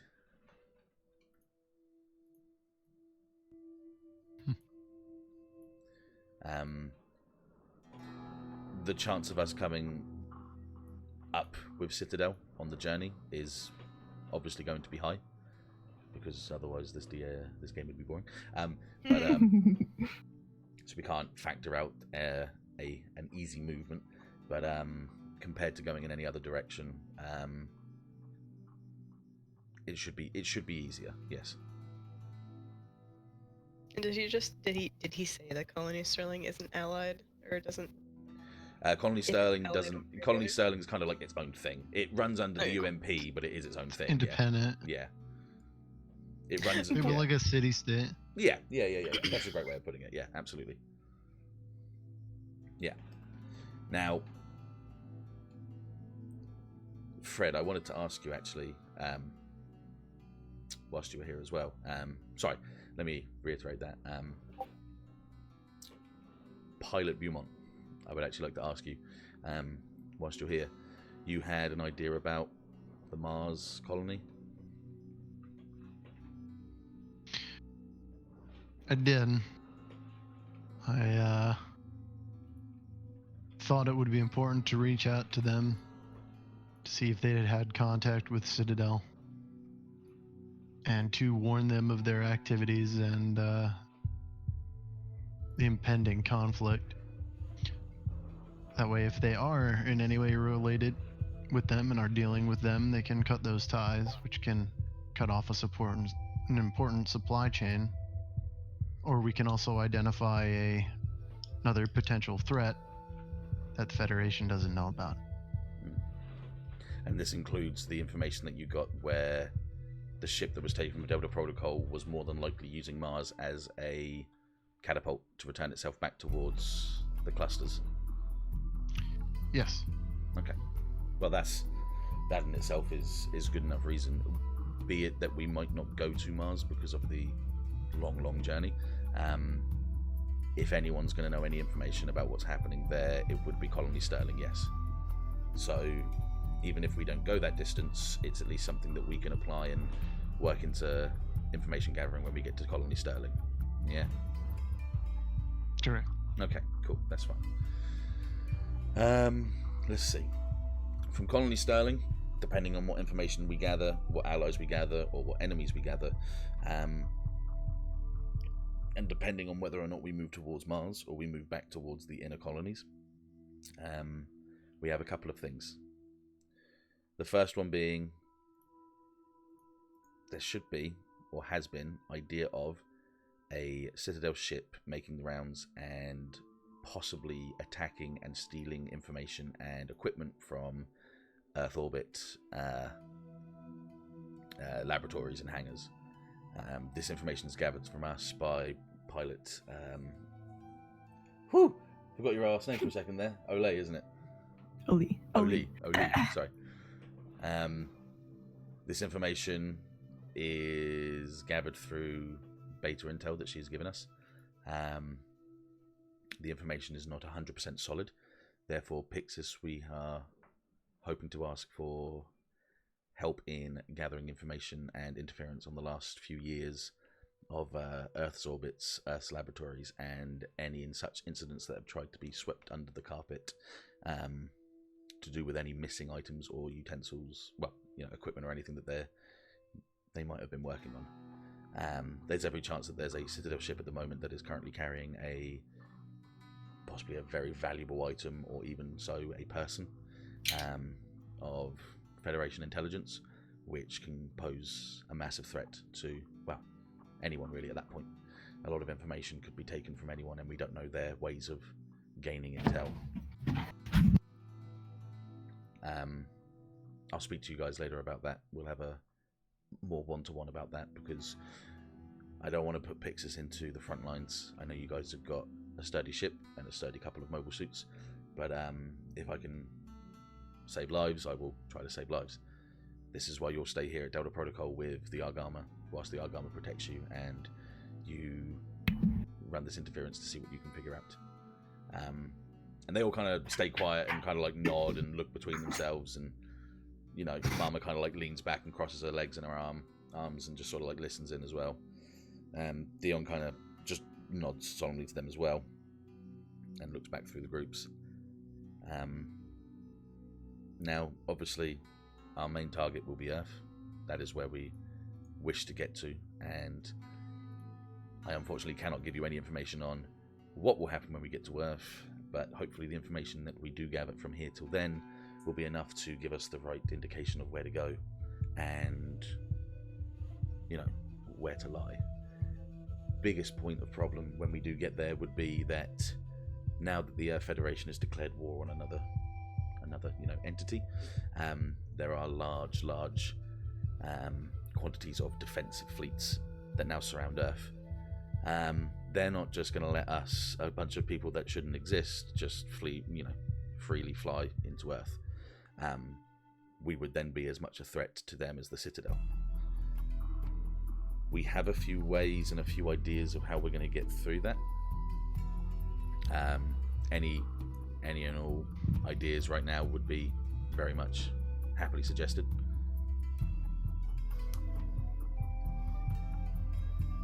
As he leaves it open for you guys to give any suggestions. God, I've not enough information about it. Anyway, we can get in touch with any of the colonies close to Earth to see if they might have possible intel of roaming Citadel ships.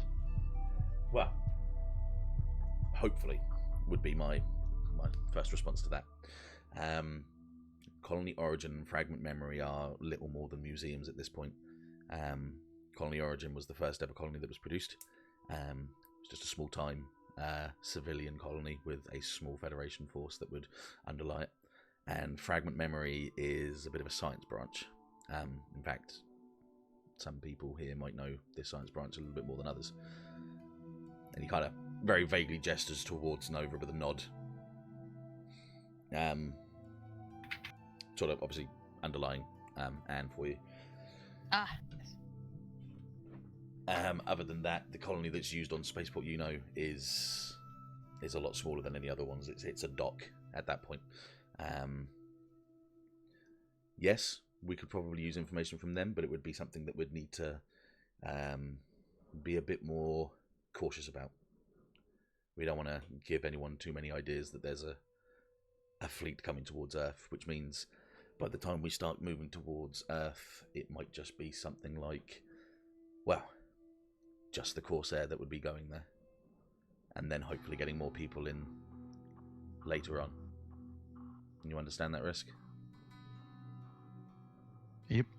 Okay. Now, are we expecting any Ursa interference? Well, that's what I'm hoping for a no on, but I can't give you the right answer right now. There are very many clusters of debris around Earth that we can try and use to sneak our way into Earth's atmosphere, but a head-on collision with any of the defensive fleets is going to be an absolute no-go. We'd be destroyed within seconds. If we do come across any Earth Federation fleets, I have to stress that when the train goes by, we need to just make sure that we just let it go by. I need to make it very adamantly clear that there will be no shooting to kill. Yeah?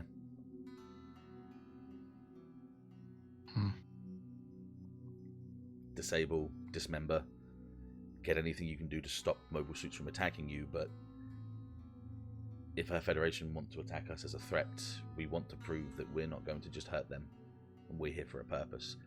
And the best way that we can prove that is either by not fighting, or fighting to not kill. Yeah? It's going to make that a little bit more difficult. Absolutely. Which is why we hope to not have to go into any confrontation with any of the defensive fleets as we can. I understand it's a risk, but at this point in time, we haven't exactly got a fleet to fight against the Earth Federation, nor do we particularly want to fight the Earth Federation at this point. Fighting on both sides is going to be difficult. I have a question. Yeah, go for it. Do we have a steady flow of resources currently? Hard to say. At this point in time, we're quite up in the air with any resources as we have right now. Colony Sterling could give us some resources as far as I know, if everything goes well. From here on out, we'll only be getting, anything from the checkpoints of other fleets that are, other ships that are happy to give us their aid. This is where the line of legality starts to be pushed back, wherein interference with Pixis can work in our favor and give us more shots with gaining intel and gaining supplies through the miscalculation of transfers, if you see what I mean. Yeah. I was thinking that, maybe if something is being shipped to a Ursa or Citadel, that one of the shipments could Going get in and out lost again. on the way. Give you a little bit, yeah. Sorry. No, that's fine. I did hear everything you said, though. That's fine. Cool. Yeah, that's where the line of legality lies. If we can stretch our abilities and, I wouldn't like to say steal, but steal to where we can, then that's all within our range. Absolutely. We're not privy to taking mobile suits as we've been going through, so we'll continue doing that as we need to. Top priority will always be supplies and refurbishments for any of our mobile suits, because there is currently no Citadel ship, as far as we've seen right now, bar the mobile suit that was chasing pilot Ashe, which we now have more information on, to fix our ships, to fix our mobile suits, and more importantly, the two Gundams that we have right now, because they are very vital in the sphere of our formation.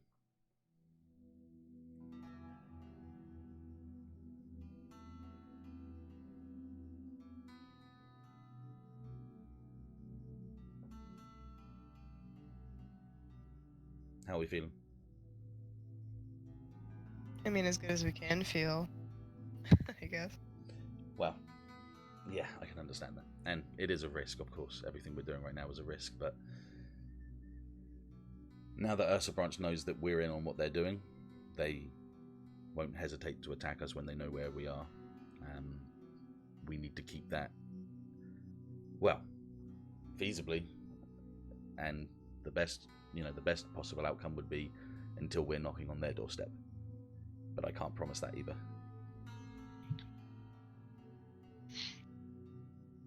Fred kind of looks towards Ashe and kind of like points at his head and like does like with his head like a gesture to say something.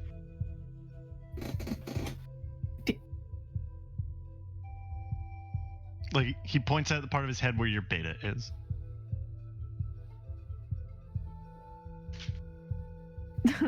You want her to? Oh, and no. Okay, you know, Ashe kind of is like, you want to talk about the thing? Like quietly. She's not saying it loud to disturb. Dion, is it Commander now? Actually? No. Just Dion. It's fine. All right. I believe Pilot Olay has important information about Colony Sterling that needs to be investigated. Okay. Ashe. Well, I don't know if it's exactly from Sterling. Okay. But I feel like that might be where. Oh wait, no.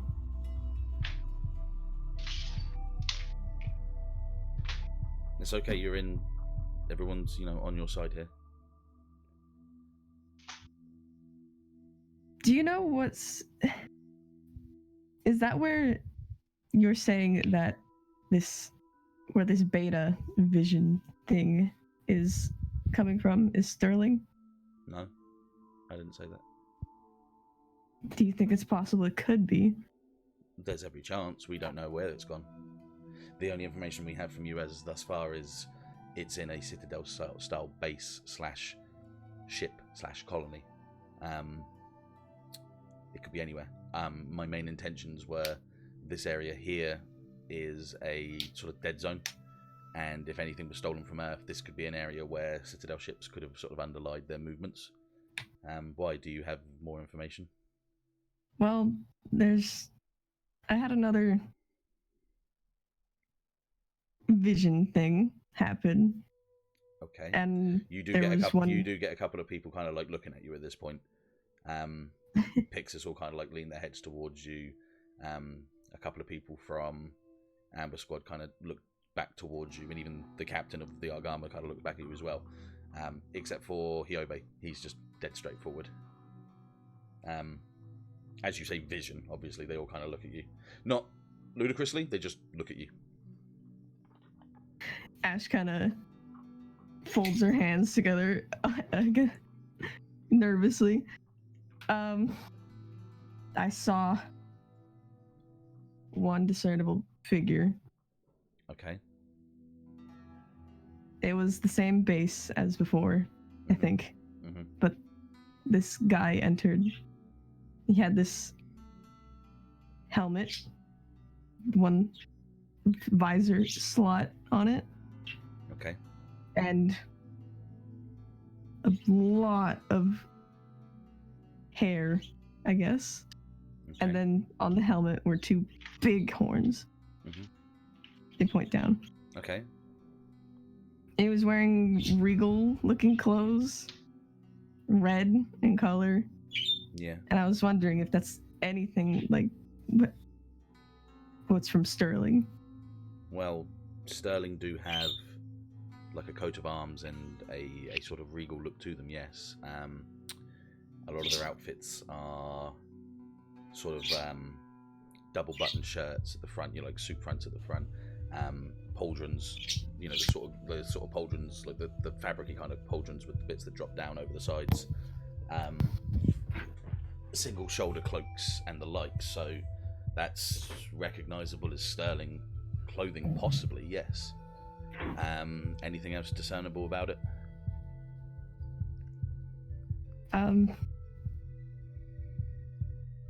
He was the biggest point in that.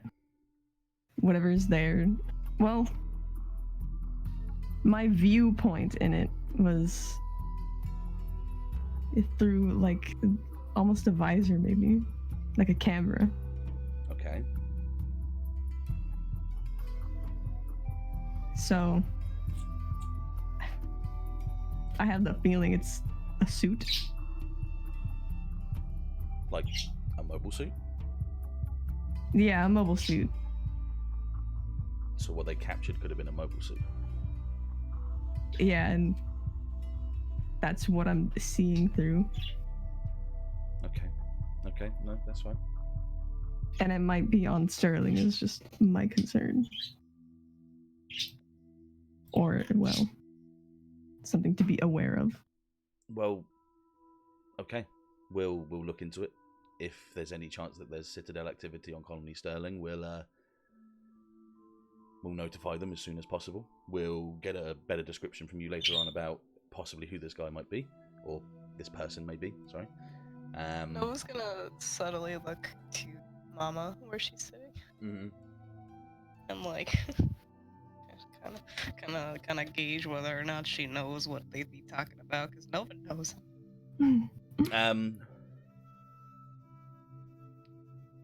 Mama kind of gives you she gives you quite a stern look, but doesn't divulge enough to let you know that she's either agreeing with you or disagreeing with you or anything in between. It's just enough for you to get an idea that she's on point with you. Yeah.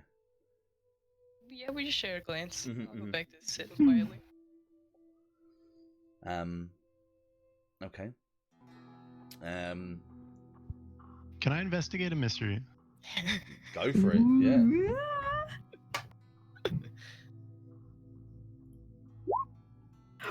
Wow. Oh, no. So, question I want to ask is what being concealed here, context of, does anyone in here have like a change in facial expression, like shifting uncomfortably as if this description of this person, they may have recognized who this was? Yeah, one person from Pixis. With purple hair. Purple hair.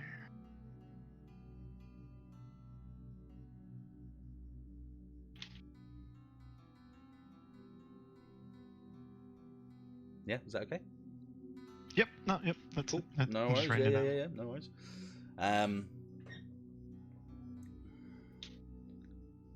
Dion kind of nods to Ashe and thank you. No, that's like I say, that's good information. We'll look into that as soon as we can. But we'll continue with the interference and running through databanks to see if we can find anything in the same area, just on the off chance, because we know it's a dead zone, so there could always be something there. But yeah, thank you. And she kind of nods and ducks down in her chair a bit, sinks down. Now, I know we all understand that we're running on sort of foresight with possibly malfunctioning beta, we don't know, but the one thing we do know is that they've been pretty accurate since they've been coming about. So we take this with a grain of, like with a pinch of salt, but I would definitely consider all the options and consider everything that Ashe has said, and if there's any information that we can find or we know already, come forth when we can.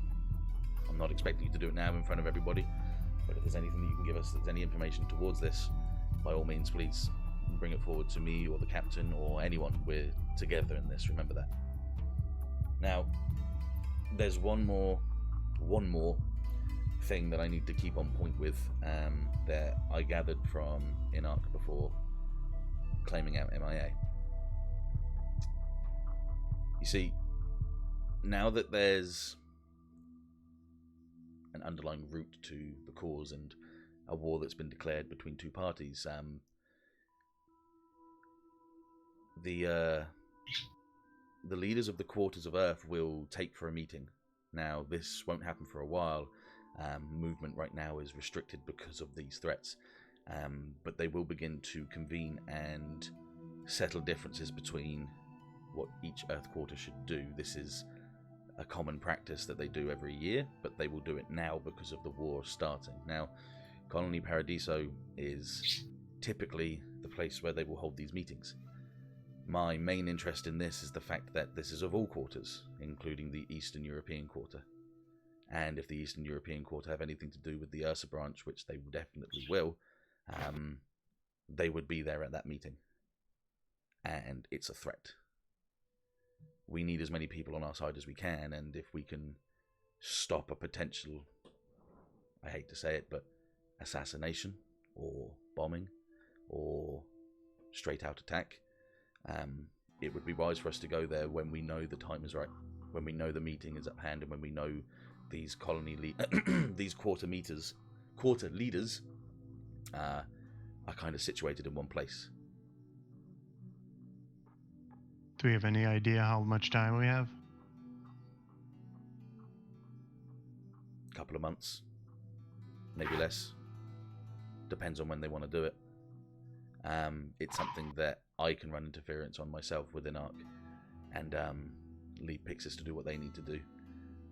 That won't take me much time at all, and I'll know when and around this time that will happen. Now, Colony Paradiso is exactly as it says. It is a paradise colony. It's made to be a getaway from getaways. So it's very much like a what's the word? Ritzy? Say again? Ritzy. Well, yes, but I meant more like what's the word? Like a safe haven, a place where people shouldn't really fight. It's kind of like a mutual area. Neutral. Yeah, it's quite Switzerland. Neutral. But it is obviously of Federation control, but it is kind of like a place where people shouldn't fight, and it doesn't stop people from fighting there if they want to, but it shouldn't be. That's why most people would go. Well, that's why most of the quarters would go there, were there to be something bad to happen, and they needed to discuss something. Kind of weird that they wouldn't just do it on Earth, but with everything that's happening, the furthest that they can get away, and the most that they can accorded neutral territory. Yeah, that's it. Anywhere that they can kind of like shift away from. As in, the information I'm giving you right now, not even a lot of Earth Federation people will know. Not a lot of the UMP will know. It's more and more in ARC to protect, and the leaders to know, and for no one else to ever find out. So when I know more information on when that may or may not happen, that'll be the time when we need to start moving towards it and just keep an ear out and see what happens. That could be the next attack on, that could be the next Romeo.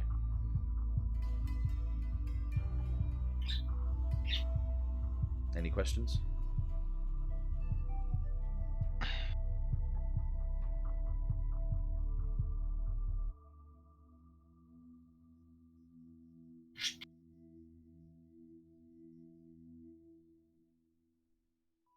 No? Let's take that as no further questions. I'll take that as no further questions, yeah. Okay. That'll be all for now then. That'll be class for dismissal. Well, you're all dismissed. Please speak to me, speak to the captain, speak to any one of our forces that you want to get to know each other, because this could be it for a long time. Hopefully not too long. And he looks to the captain, and the captain kind of goes, "Okay, yeah, dismissed." And that's when people start standing up, and a little bit of chatter starts to form. So we'll roll you back into Blob Blob. Oh boy, I have a big long list of things to do. Oh no.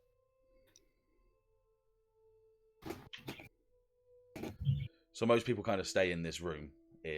Sort of accustomed to to get to grips with everything that's happened. I'm just going to split you all up a little bit just to get a bit of more of a okay,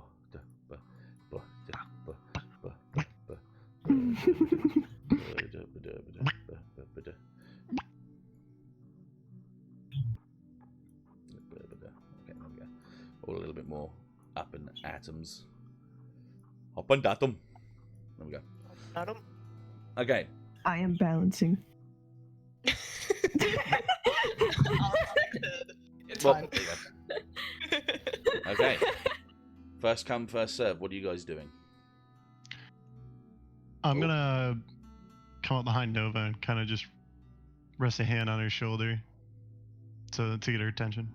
Oh, look back. Let's see. Hey. You know How's any it of those Pixis fellows? Uh, Yeah. they're my Maybe? family. Sorry, Messi, say again. She That says, was my fault. yeah, I mean, I'd hope so. Who's the purple hair guy? She's a girl. She goes by Slink. I didn't catch the last part of that. She goes by Slink. Slink. Yeah. Why are you curious? You wanna talk She to her knows something. She got real shifty when Ashe started describing that guy. Nova kind of smiles and she rubs the back of her neck and she goes, I mean, I don't know. We don't know where Slink is from, so maybe she's from Sterling. Could be it. I don't know. Well, we need to find a convenient place to talk to them later, preferably alone. I mean, you don't have to talk to them. I can talk to them for you if you want. We have a rapport. I've known. Okay, not to be secretive or whatever. I kind of lived with them for most of my life, so. So you think if they knew something, they'd tell me? I mean, no, they would tell me.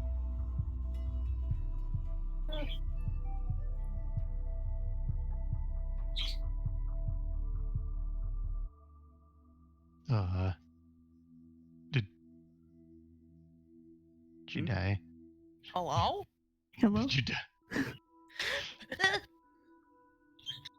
You cut You off asked. it. She would tell. Okay. She would tell me. So they wouldn't, they don't take kindly to outsiders, I guess? I mean, in their line of work, they don't really. No. I could go with you. I mean, if this person knows who this person might be, you could cut down on a lot of time. Don't get your hopes up, Fred. Slink is weird. I mean, what you saw could have just been a tick or something, you know? Could have. But also could not. Okay, Mr. Instincts, whatever you say.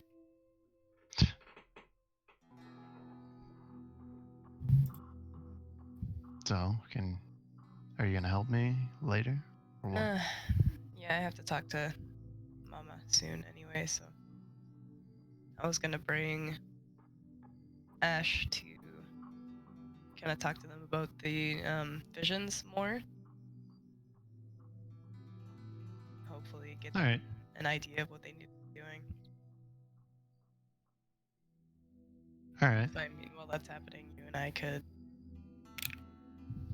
talk more secretly about, I don't know, it's awkward. And she rolls her shoulders. Just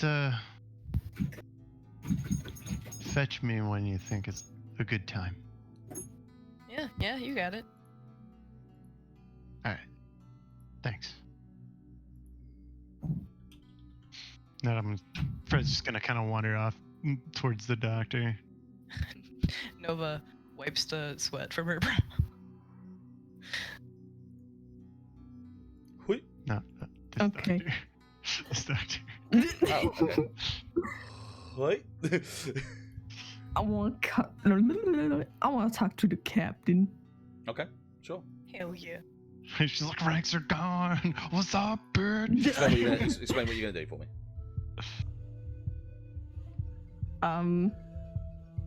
I just approached the captain. Okay, there you go. Wow. He just stares.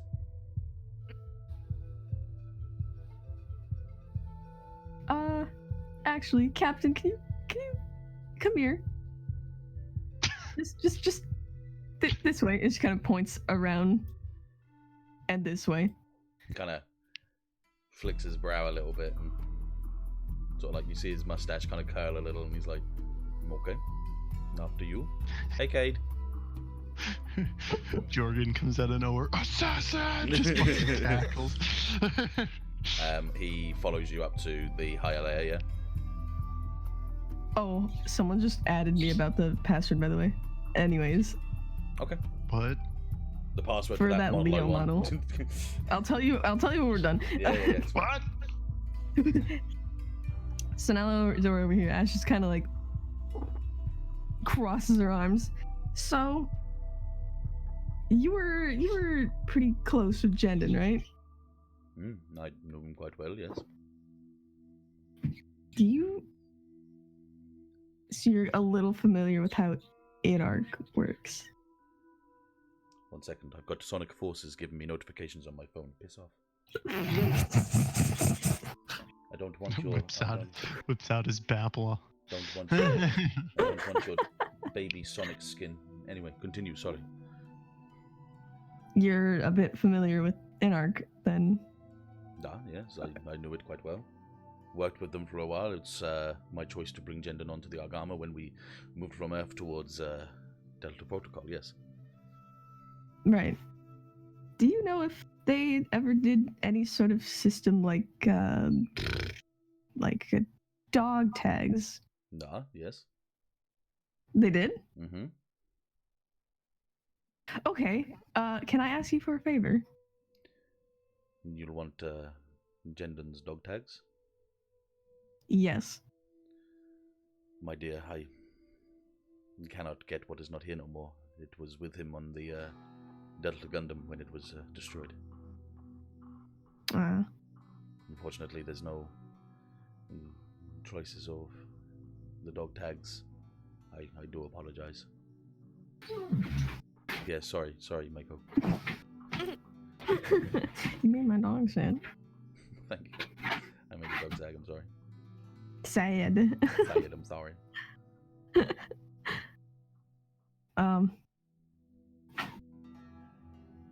Yeah, I didn't want them for me, really.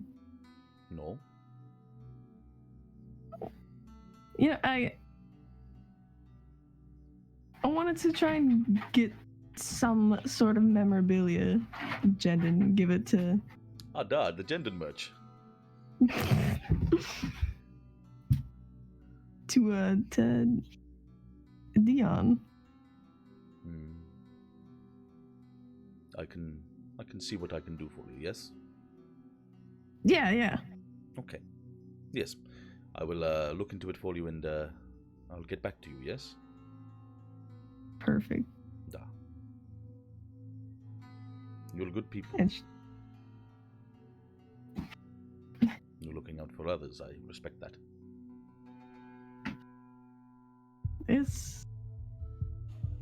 I'll make sure the team's okay. Of course.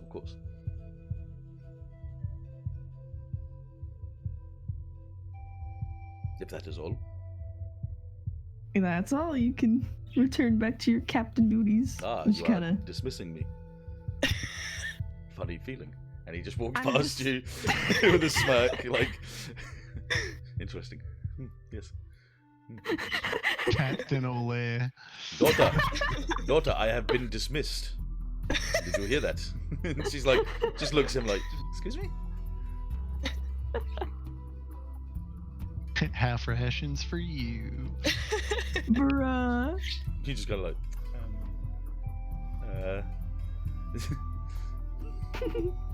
okay. That ain't what I meant. And to stop you from being on your own, what would you like to do? I actually want to talk to Dr. Harbour as well. Okay. I have a real quick question. Yes. Would I have noticed Nova getting really nervous and sweaty when I was talking to her?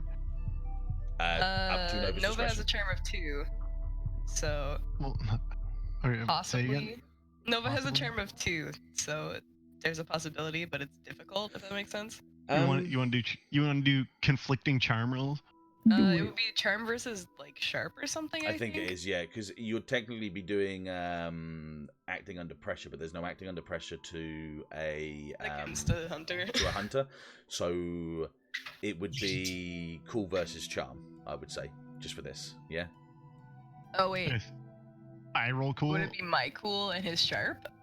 No, Because he's acting under pressure. Oh, yes. Yeah. It'd be your call to his sharp. Yeah, we'll do that because technically what you're doing is reading Gotta a be bad cool. situation.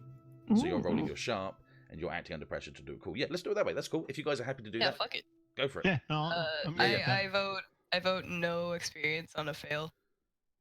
Yeah, Yeah, fair, agreed. fair, because it's between. Otherwise, yeah. you could do that all the time and just make experience. Yeah.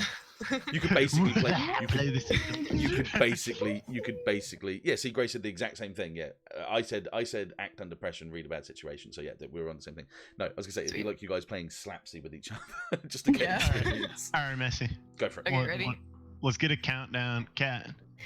3, 2, 1, roll. Oh. Okay, so Nova, Jeez. explain how much you would have given. Okay, she is hard to read, but there is when you said she knows something. Nova like looks at Slink and like laughs in a way that you know isn't real. I was going to say that. Yeah. You've been Like a fake laugh. to yeah. anyone else, it could have been quite easy to get pie, but because it's Fred, he can kind of read you enough to know that you kind of you agree with him, but you wouldn't like to. Is the way that you're exactly. playing it. Yeah. Okay, that's fine. Yeah. There you go.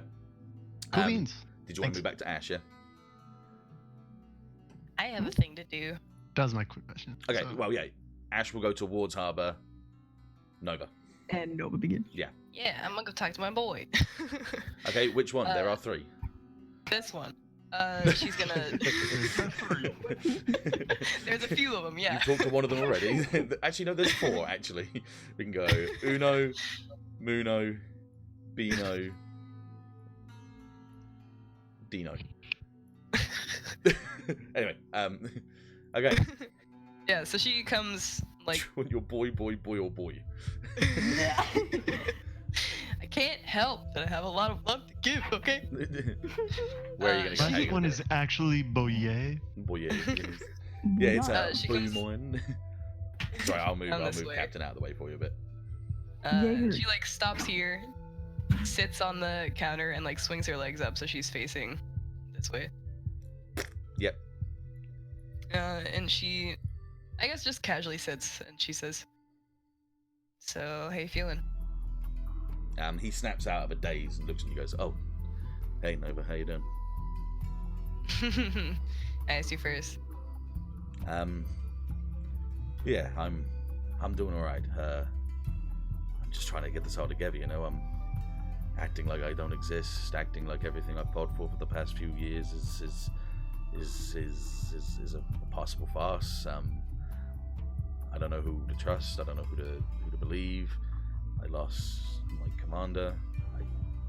It's a lot to take in. Yeah. Yeah.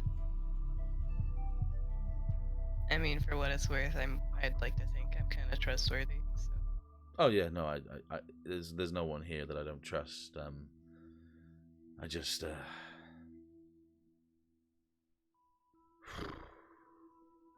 Also, I like that Anne is like following me. yeah. I'm just for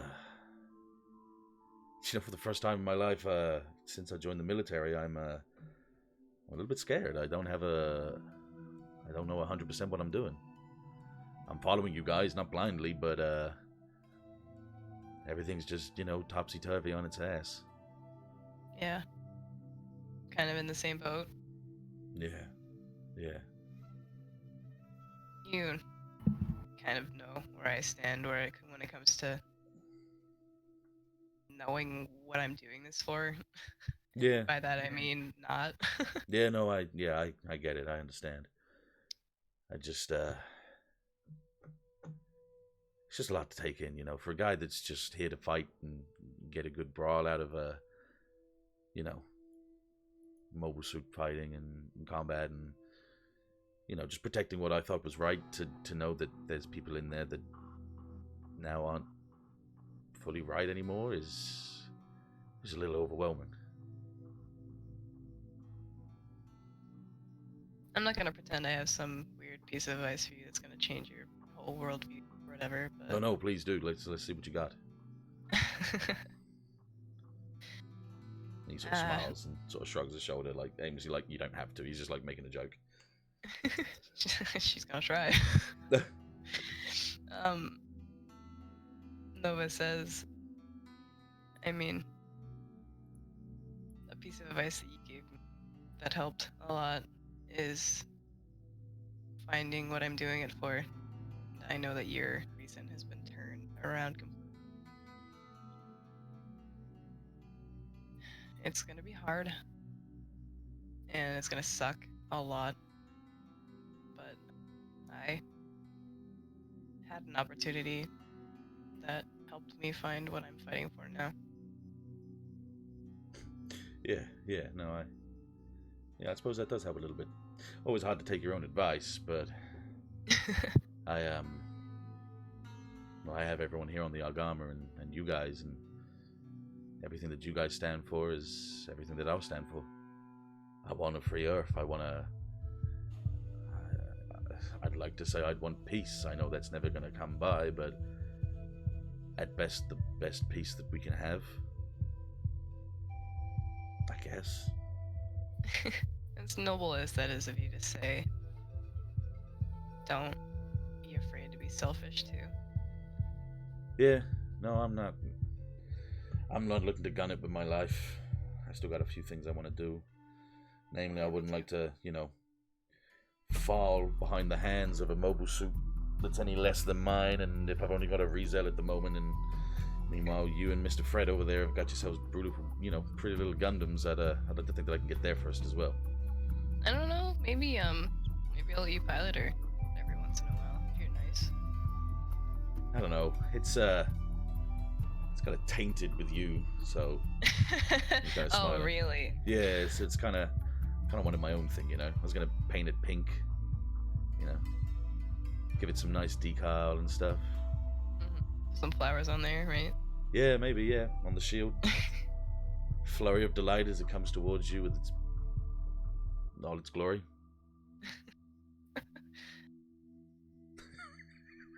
One more try, Civ. One more try.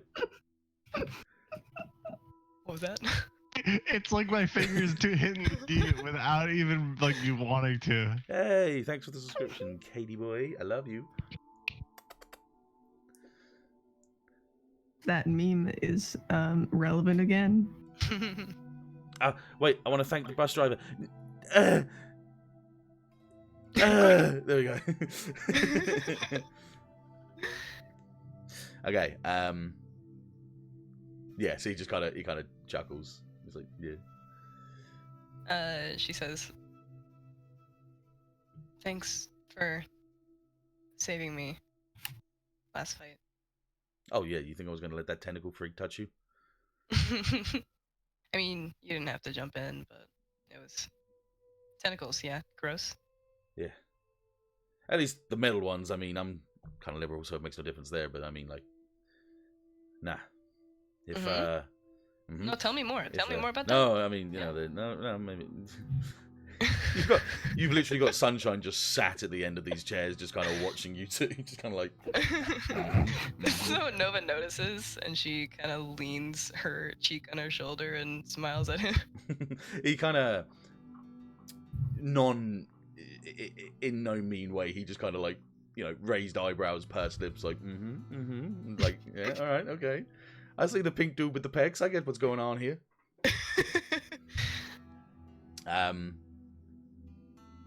Your daughter is right there. He's like, no, that's a.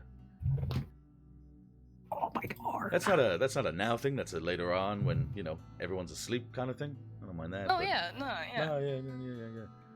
Couple drinks, maybe. We got babysitters, right? No one doesn't know if this guy is being serious. I don't think he knows if he's being serious either at this point. It's one of those things. Where I mean, just the doing it. babysitter's also behind you. Yeah. He's Yobe's just staring at the screen. He's deadlock and center on his objective. He's an alpha. He's always going to be like that. He thinking. Alpha. You got those alpha titties.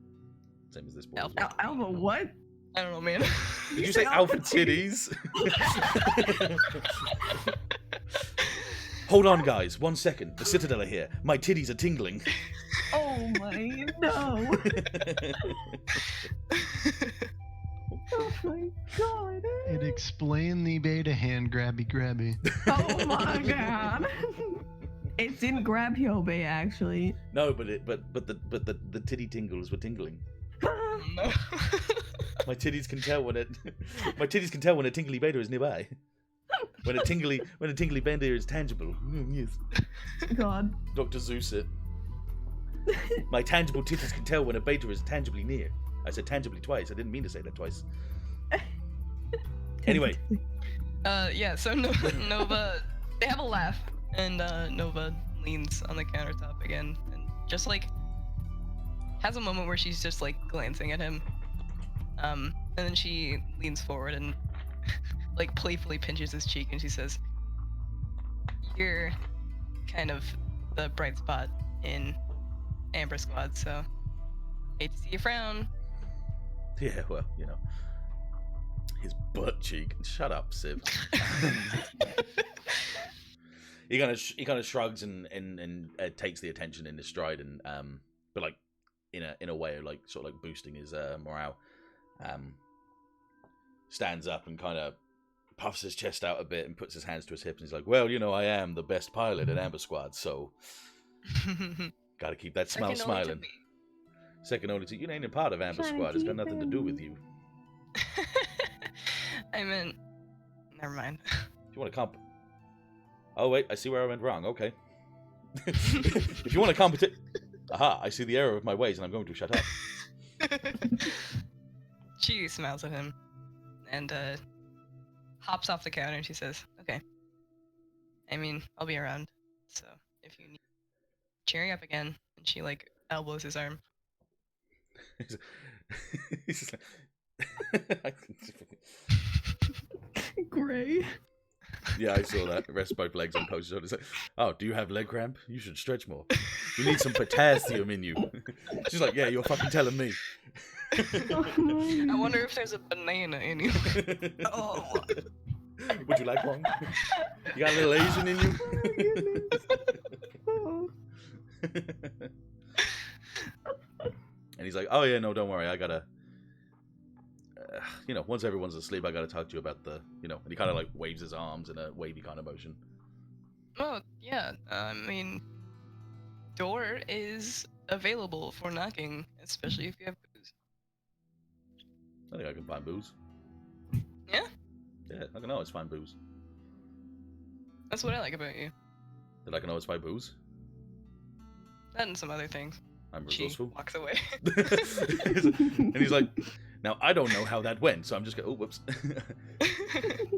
Okay, so you like lean off the desk and walk off, and Yeah. you hear the pit patter of a waddle behind you as Anne follows you. Excuse me. Okay, Fred, I'll let you go first and roll Ashe into the thing at the same time for you. Yeah. What? All right, I'm gonna kind of I'm just gonna say I was having kind of idle talk with Doc Harbor. Yeah. Boom, I'm mixing it up, and I'm actually going to walk to the end of the aisle and button hook and go talk to Jorgen. Mm-hmm. Ooh, okay, cool. So you've had idols with Harbor as you walk past, and kind of like nod to Ashe as Ashe walks past. You moonwalk your way over, and oh, okay, cool. That's gonna be difficult. There we go. Oh, okay, that's gonna be okay. He's. You know what? Boom, there we go. I'm smart. Oh. In fact, no, he wouldn't have even turned around. He would have just been looking at that the screen the whole time. I'd say I just kind of walk up shoulder to shoulder with him and look at the board or the screen too. No worries, yeah, that's cool. We got play cool, you know. I'm the character that dies, so. gotta be the good guy. Yeah, Sometimes. he's got his arms crossed over his chest and he's just staring at it, and he sees you and he bobs his head as you go and stand next to him and then looks back to the screen.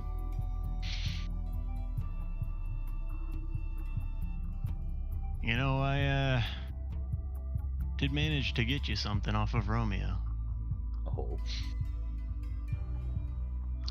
Can I say I brought the bottle of Yeah, I'm not stopping you. It's not one of those games where you gotta tell me that you draw your blade. All right, yeah.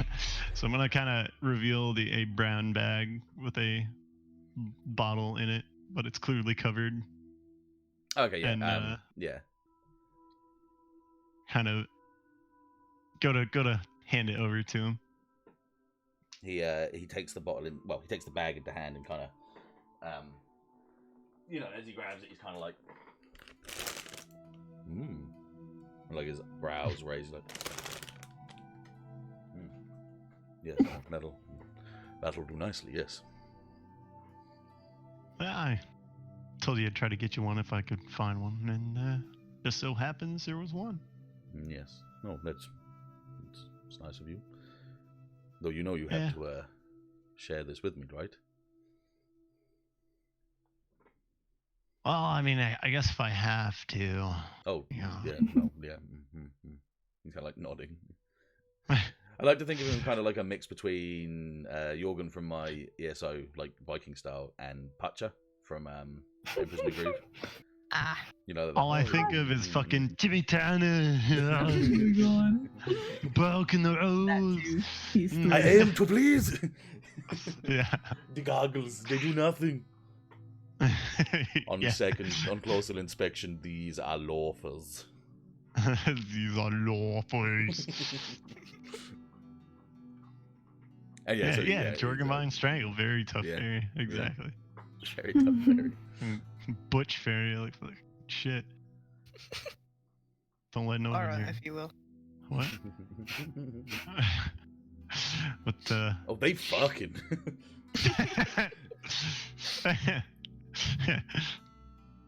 So talking to Jorgen, he's just gonna be like, probably not gonna be seeing any downtime after these couple days are up. It'll be tough, yes. Yeah. A lot of variables on here. I don't like too many ifs. Unfortunately, that's the cards we've been dealt. We can't really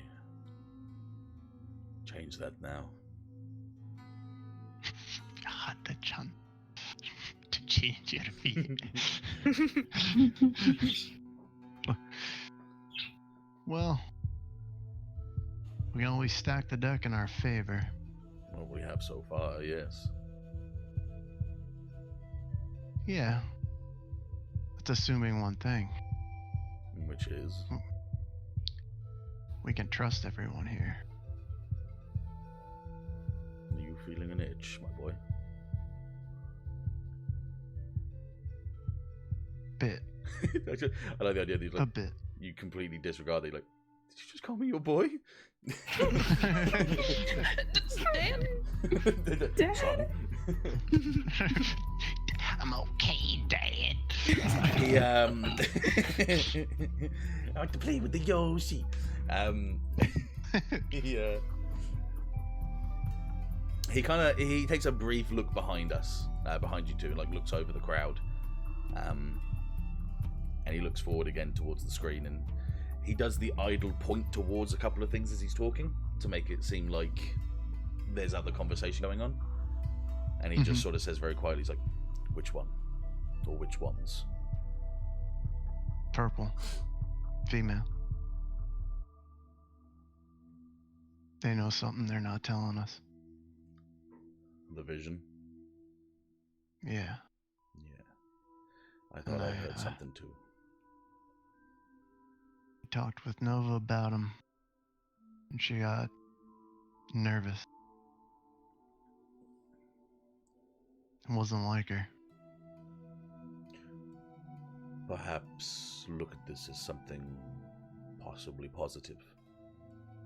If there's information that they're possibly scared with or sacred to give. Could be a silver lining in information we might need later. Don't look at it as a negative possibility, is all I would put forward to you. But it could also mean that they know that we might be going into a trap. I don't like that. Then you need to do what you feel like you need to do. And possibly talk to them. I intend to. Good. No more secrets here. Not anymore. Secrets now are how we fail. They ally with the Citadel. Secrets. They ally with our enemies.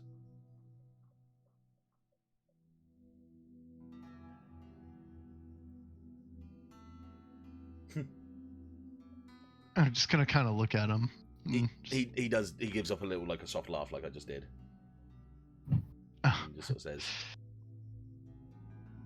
"My wife would have liked you." Yeah, why's that? Young, handsome. Would you believe me if I said I looked like you when I was your age? I'm gonna kind of quirk an eyebrow. Like there's like lines from his height to your height above you as you're looking at him. Like, no, dotted lines like yeah.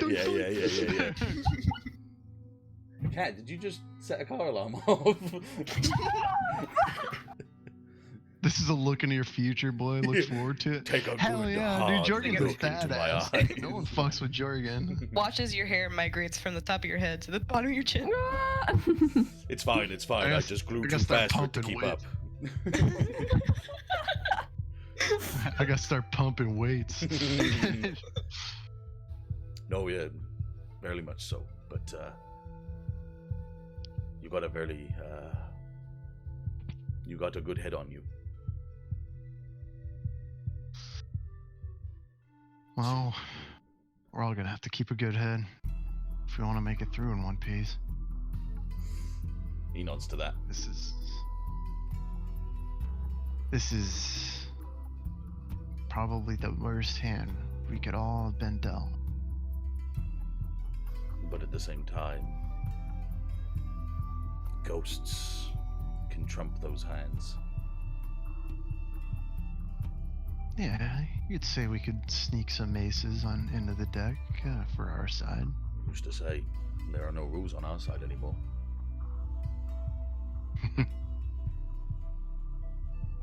I like the sound of that.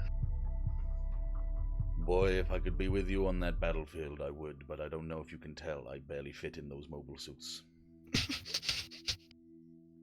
Hey, you never know. Oh, Manuel might be able to do something. He's maybe. Pretty handy. I'm well adjusted to the helm. That's my job. Protecting these people as best I can is my job. I'd say it's probably about the same as flying one of the mobile suits, but just slower, bigger, more important. Would you like to take a simulation sometime? I don't know. Well, you have your own ship now. I'm sure you'll come back to let me say I told you so. It's hard. I don't know. It's different. I don't know if I look forward to that one. Oh, don't worry. I have faith in all of you on that ship. I'll protect you as well.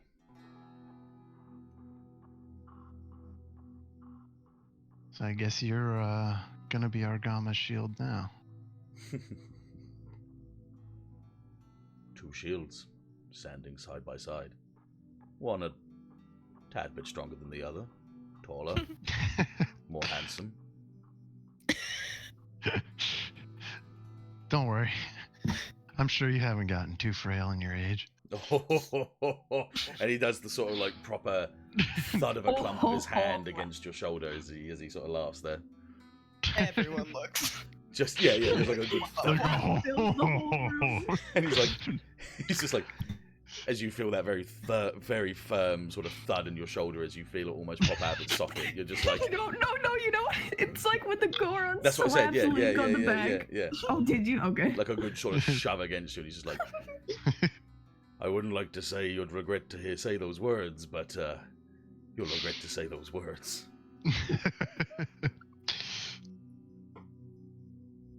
Well, time will tell, won't it? Time will tell. Yes. Yeah. So save the bottle. We'll track it when the time's right.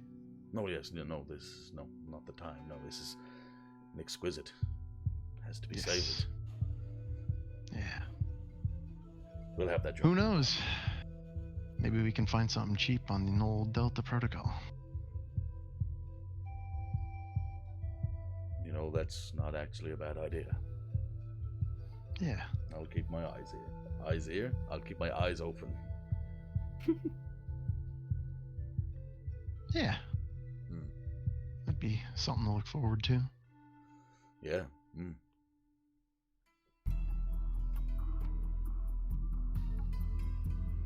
I hear the kid might be staying here. Which one? He's kind of gestures vaguely. Look to the room. Yeah. Just everyone. The young one. The alpha. Yeah. The guinea pig. I think the captain wants to stick it with Nova as much as they can. Just taken a liking to her. Ah.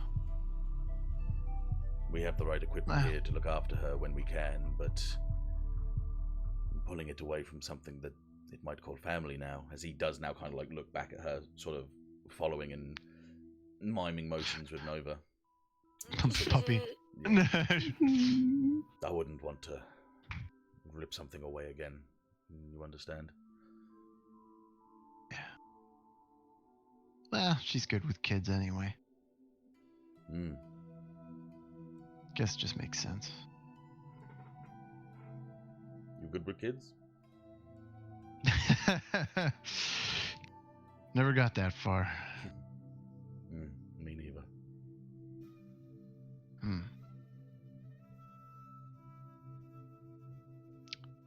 But if I did, in the future, it'd probably be Jendon.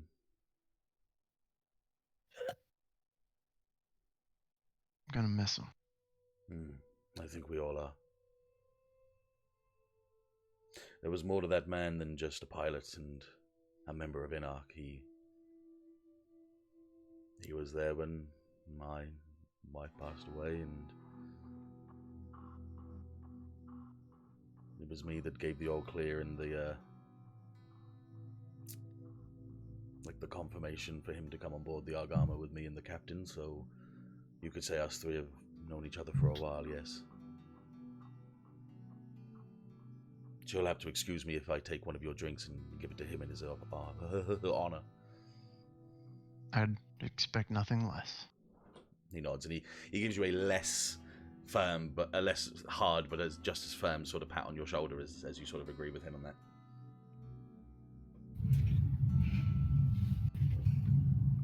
Pour one out for my homies. Yeah, pretty much.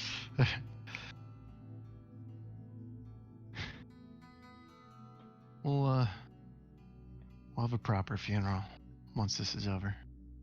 Absolutely. I wouldn't have it any other way.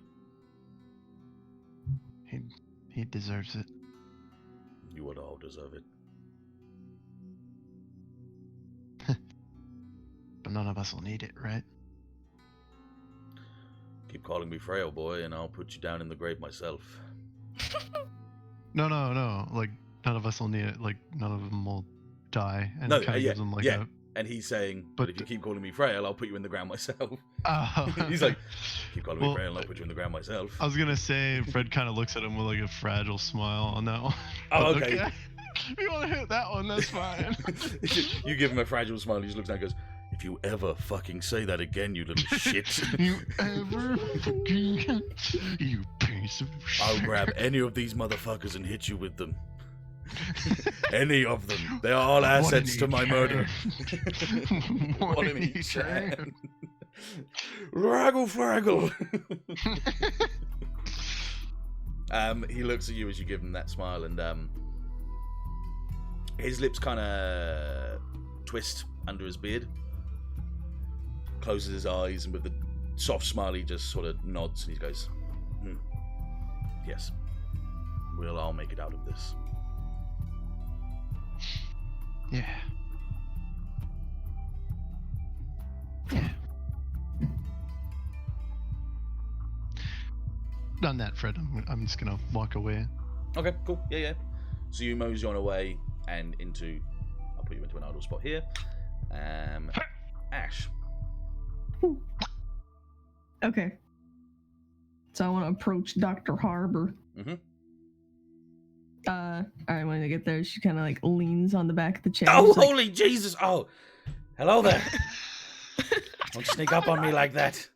I didn't sneak up on you. Yes, you did. You were there and you weren't there before. What? What did I do? Did I owe you something? No, I got some questions if you're not busy. Gotta give me a heart attack. No, I'm not busy.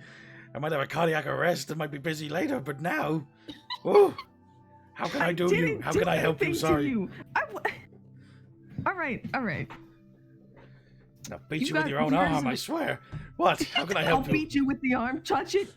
Try it. I don't want to touch it. I'm scared now. How may I help you? How can I be of service, young Ashe? All right. You got a lot of years of experience, honey. Okay. Yeah, definitely. I can tell you that much.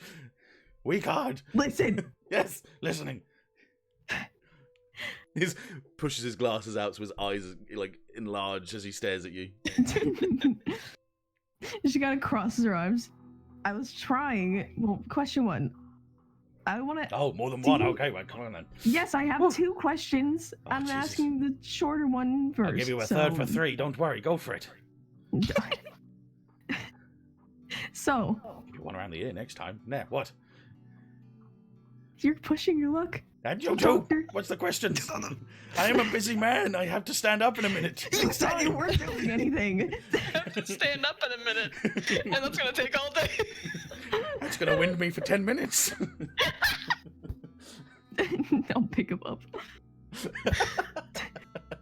Put me down. Toss me. You'll have to toss me, Alagon. Oh my god. Oh my god. No, but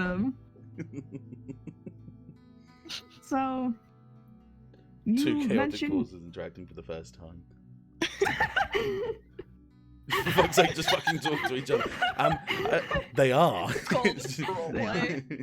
This is just crazy talk. You mentioned your niece when we were on the Corsair ship.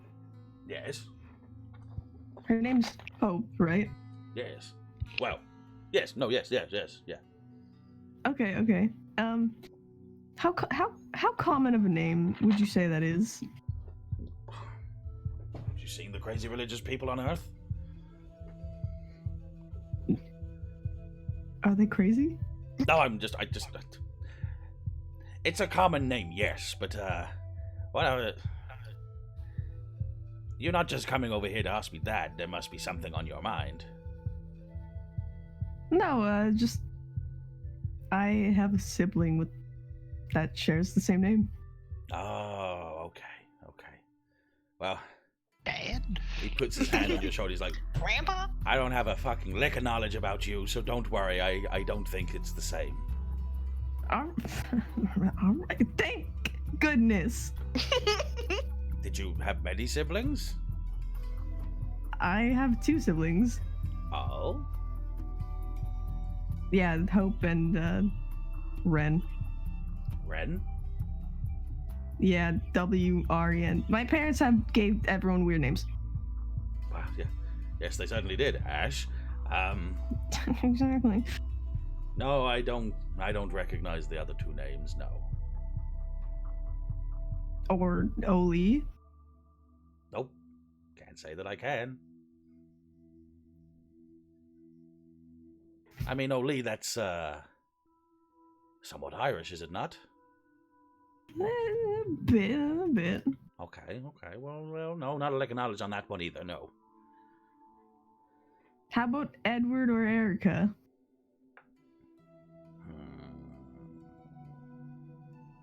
Nope. All right. One second. One second. To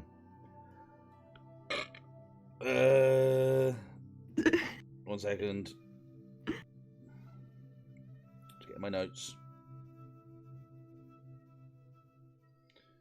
Sorry, what were the names again?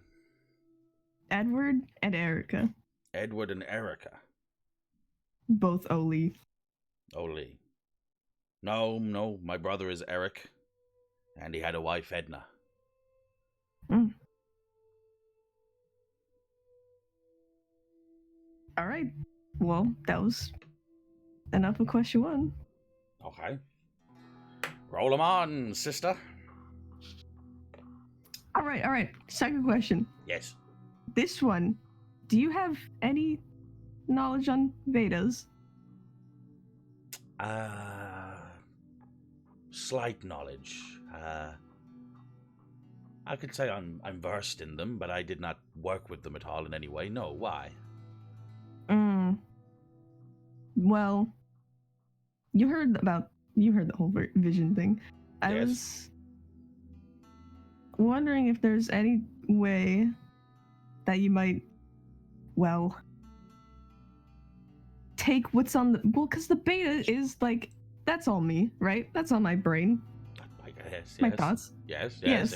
So like, can the beta plug in or maybe wirelessly connect to something and show that? I don't believe so, child. The memories and these visions that you're getting, as you say, they're just a part of your mind. They can't be downloaded from you, unfortunately. The beta's used for supplements to your brain and to your mind and reactions and other things, but not to download your mind. No, unfortunately not. Now, you listen to me, my sweet summer child.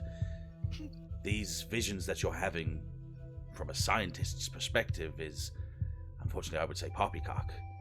These are stress-induced enigmas that are coming from your mind, and it would be far too foolish for me to sit here and say that these are more than causation, more than it is just coincidental. Coincidentality, that's not a word. No. Coincidental, no.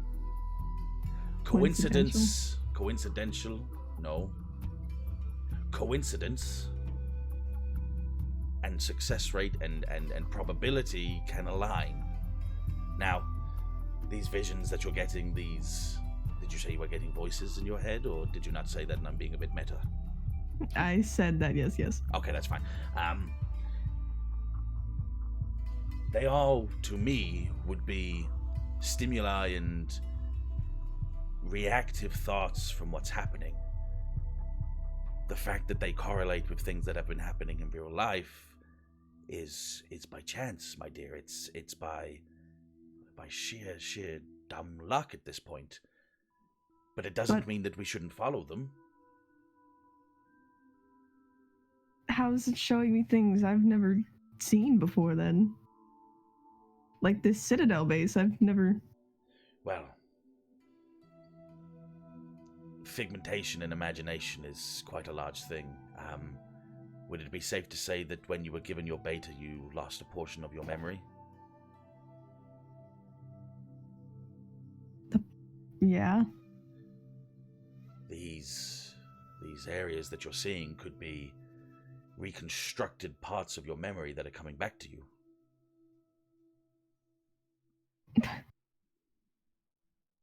I know it sounds worse when I try to derealize your thoughts and the train of thoughts that you're going through, but try to understand. I say this from a scientist perspective. I have to be a man of reason. It does not mean that we shouldn't listen to what's happening in your mind, because course for course and the way that we've been going, it's been accurate.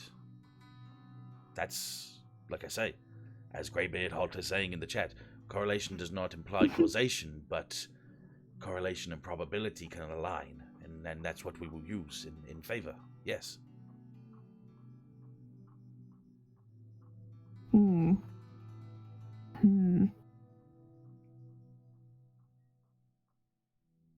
I mean, I could try it anyway, right? Try what? Just try it. Try what? Which bit? I want to try and project. Okay, because when you say you want to try it, you could have said karaoke or takoyaki. I had no idea at that point, but that makes more sense. Yes, okay, that, yes. You can see if you can try, but don't lose any more of your memories if that causes a problem. Well, I don't think...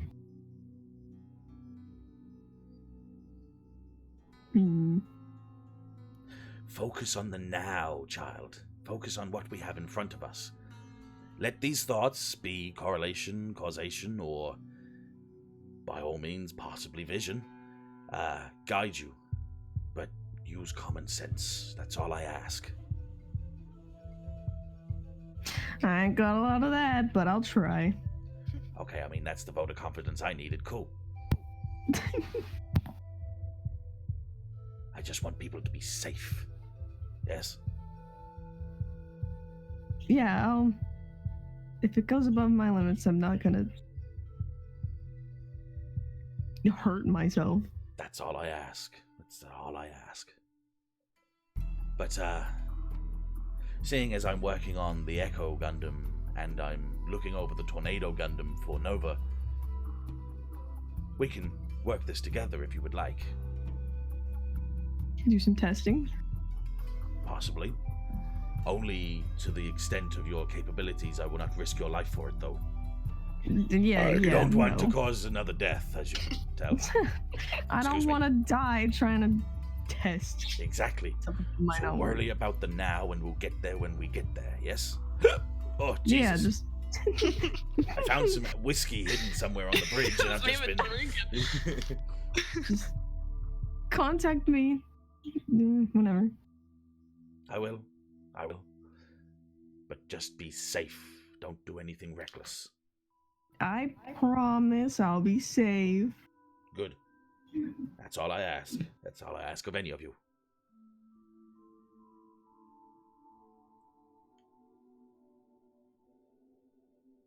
Is the floor open again? Yes. Okay. I'm gonna ask Anne to hang out with Yobe for a little bit.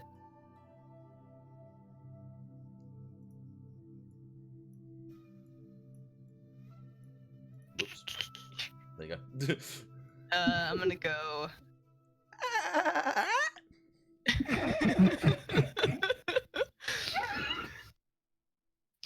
As I pass by Sunshine, I'm gonna grab him by the wrist and kind of make eye contact with Mama and kind of like point toward the back of the room.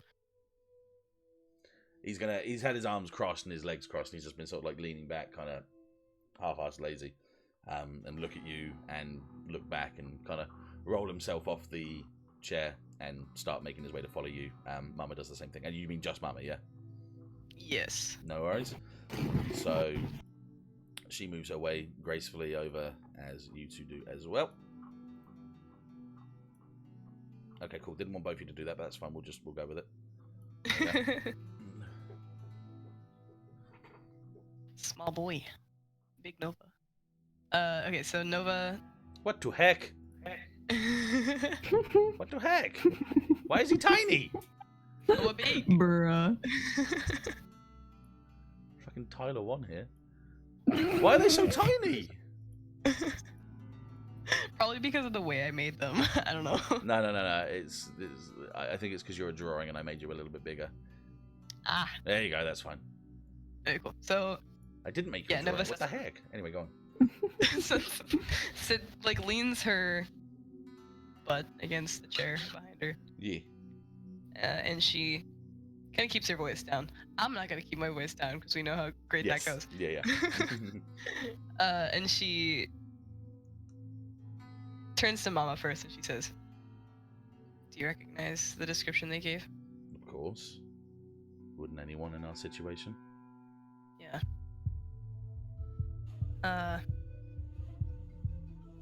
Guy on my team's been asking questions about Slink letting up that she knows something. I guess he caught her. Yeah, I saw her doing that as well, but no matter. I'm sure something of this will come about, but we can't be totally 100% certain that what that girl saw was anything to do with young Keel. She says the name, and Nova acts like it's Voldemort. Kind of just like ducks a little bit, gets the shivers. Sunshine kind of watches you do that, and he goes, "You gotta remember, girl, that a Jan Keel doesn't just go around as himself. There are people that imitate his image to do work for him. Would you please stop, Wind? Imitate his image to do work for him. This, if this is some sort of vision that this girl is having, maybe a small portion of it's working, underground. Who's to say the Citadel aren't doing the same as what anyone would do to get a little bit of money in the in the pocket?" You're right. It's just Fred's gonna ask questions, and I am going to have answers. Let him ask the questions. That's what I would say. Let him get his answers. Let him know. And, well, I mean, what's there to lose at this point, unless you don't want him to know? He kind of queries. Nova tilts her head away from Sunshine and she says, "I don't know if I want him to know. It's all so complicated." Mama kind of looks and she's like, "Nova, what at this point would be complicated? We're in this position together now. We're all in on this. If it's a threat you're worrying about, that's something we'll have to deal with as Pixis." I know that if Jan Keel were to come between all of us, then we have to choose him. And I don't know if I want him to know that. And she looks over to Fred. Nova, Jan Keel doesn't control us. He's the biggest figurehead underground at the moment, but I don't think he's the kind of person that would hunt people down that are marked as dead. I don't know. How much do we know about him, True. There's always the possibility that he might come for us. There's also the possibility that he might come for anyone, but at this point in time, we've yet to see a full threat from him other than... Well, no, that's not true to say. And Sunshine kind of nods his head and he's like, "Plenty of times we've seen groups form and disband and not a trace of them." See, that scares me because I hadn't had the time to tell you, but he was on Delta Protocol when we saved it and knows who I am, knows who we are. Sunshine and Mama both kind of give you a look. Mama sort of perks up with, "Nova, when was the last time you saw Jan Keel?" There's a moment of on the cusp of an epiphany. She says, "He came on to Savaris with us." From the barge? Yeah. Mama looks to Sunshine. Sunshine looks back. Sunshine looks to you. Jan Keel gave a speech on Savaris about 2 weeks ago. his presence, his figure.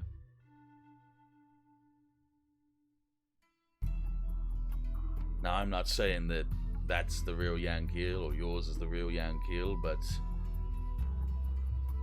if this kind of gives you any solidity on people using the name and using the power to move about, that's a little bit of solidity there for you, is it? I was worried you were gonna say that they all decided to fuck Savaris over. No. If Yankeel was on Delta Protocol and he came back from Delta Protocol over here, then there was 2 Yankeels at one point. One when you were traveling with us, and traveling to us, and one when we had the delightful meeting with them. Well, a speech, I would say. Yeah, I get it. This vision, this person, this girl, was it Ashe? She could be seeing another version of him.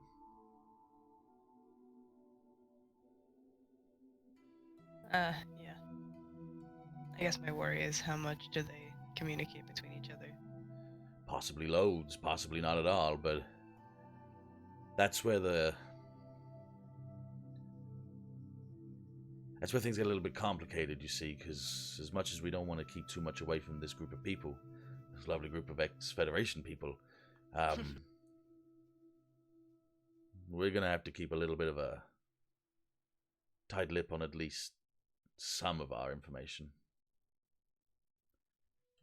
Mama kind of replies with, happy to help, but at least with as much information as we can keep to ourselves. But Yankeel, doesn't matter who knows about him. I think at this point we need to worry about the idea that if he thinks we're a threat, we're already dead. There's no point in worrying about the validity of what he can do. But we're still standing right now. So,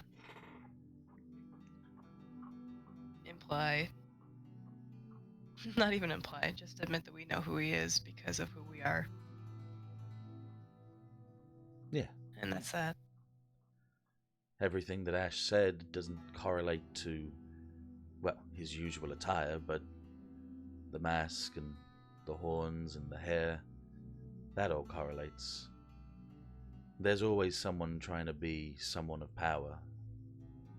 Maybe that's all it is. Or maybe it's deeper. But right now I couldn't tell you. Right now we have to keep alive.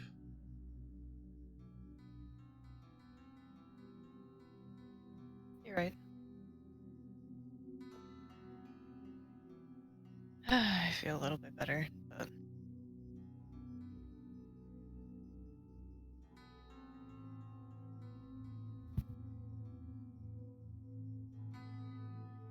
It's understandable to be a little bit worried, Nova.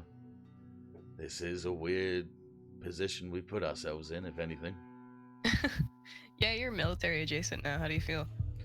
Yeah, not great about it, but it's better than being on our own at this point in time. I'm glad you're here. Yeah, we're happy to be here. What's at stake? Nova turns to Mama and then looks to the rest of Pixis, and she says, I kind of wish I had more time to reunite with all of you before you and I go rushing into danger, but... We got a couple of days. We can do something about that. For now, let's worry about keeping what we need under wraps and giving these guys information that they could need. And if we can get out of this alive, we'll get there when we get there, yeah? Yeah. Okay. Mama kind of just quietly agrees with everything you two are saying.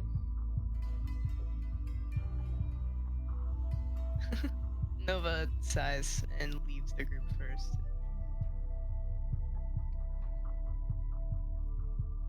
There you go. Civ, we roll it back to you if you've got anything extra.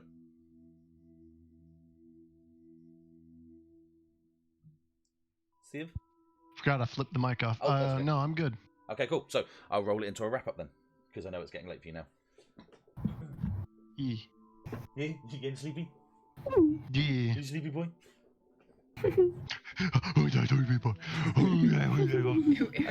It was a good contextual scene to wrap it up on. Yes, yeah. I'll put it on a cliffhanger for you guys because I like doing cliffhangers because that's just good. 1 second. Just gotta find it.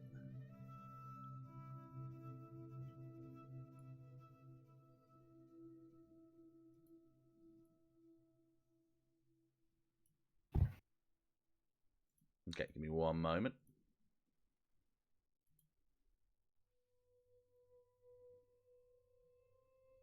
Just got to remove a couple of things here and there. It's all good. Got to delete a couple of things that I don't want to because. See you later, Delta Gundam. You will be missed.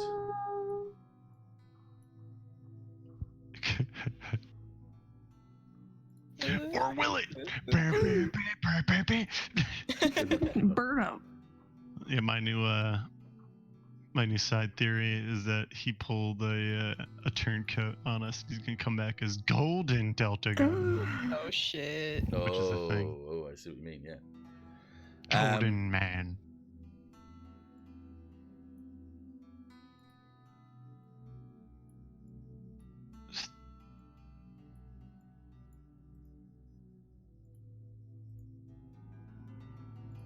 Okay. So as the things start to disperse, and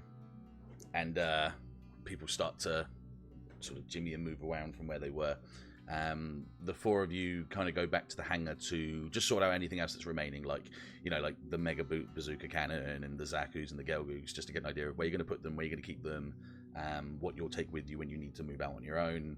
That's things you'll come into play with later, obviously. As you guys are in the hangar with Manuel, you hear over the intercom from the bridge, please keep clear of Catapult 1. Please keep clear of Catapult 1. Resources are coming through Catapult 1. And so you guys all line up, just to see what kind of extra new resources you guys are going to get. And as you guys are watching this shipment come towards you, you start to realize that it's not a cargo ship or like a ship at all. It's actually a mobile suit, and it slowly slides through the catapult, gently disengages its thrusters and lands softly in front of you guys.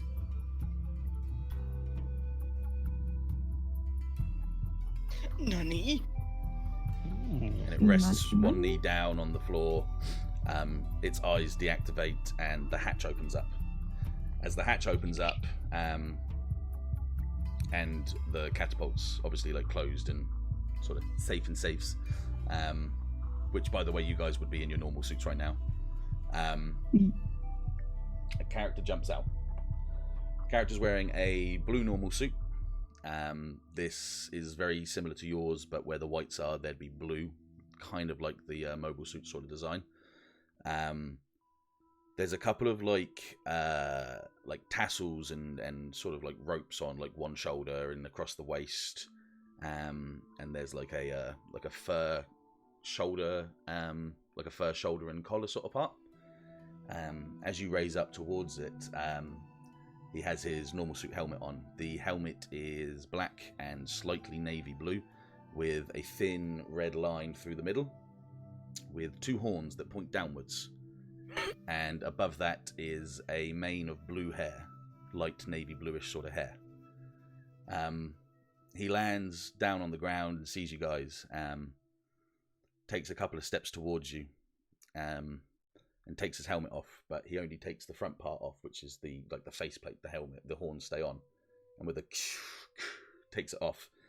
You see a very, very, very, very smooth and very sort of pretty navy-ish blue skinned face, with deep red eyes stare back at you, and he just smiles and he says, "Nice to meet you. My name is Lieutenant Micah." And we'll end it there. Bruh. I saw all your notes fucking flash up then. I deleted mine for a second. What is 4? Say again. Meh.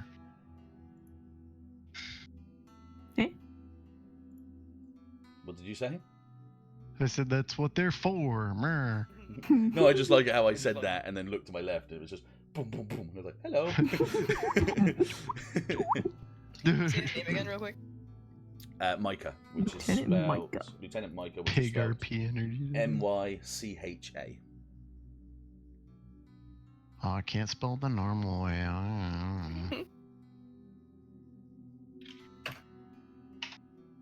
Micha. Is that the same ass fucking... This man. This man. Mm-mm. Well, we've got a week and a bit before we're back now. Time to start speculating and convoluting ideas about this. He has navy skin. Sure. Yeah, his navy blue skin. Like light navy blue skin.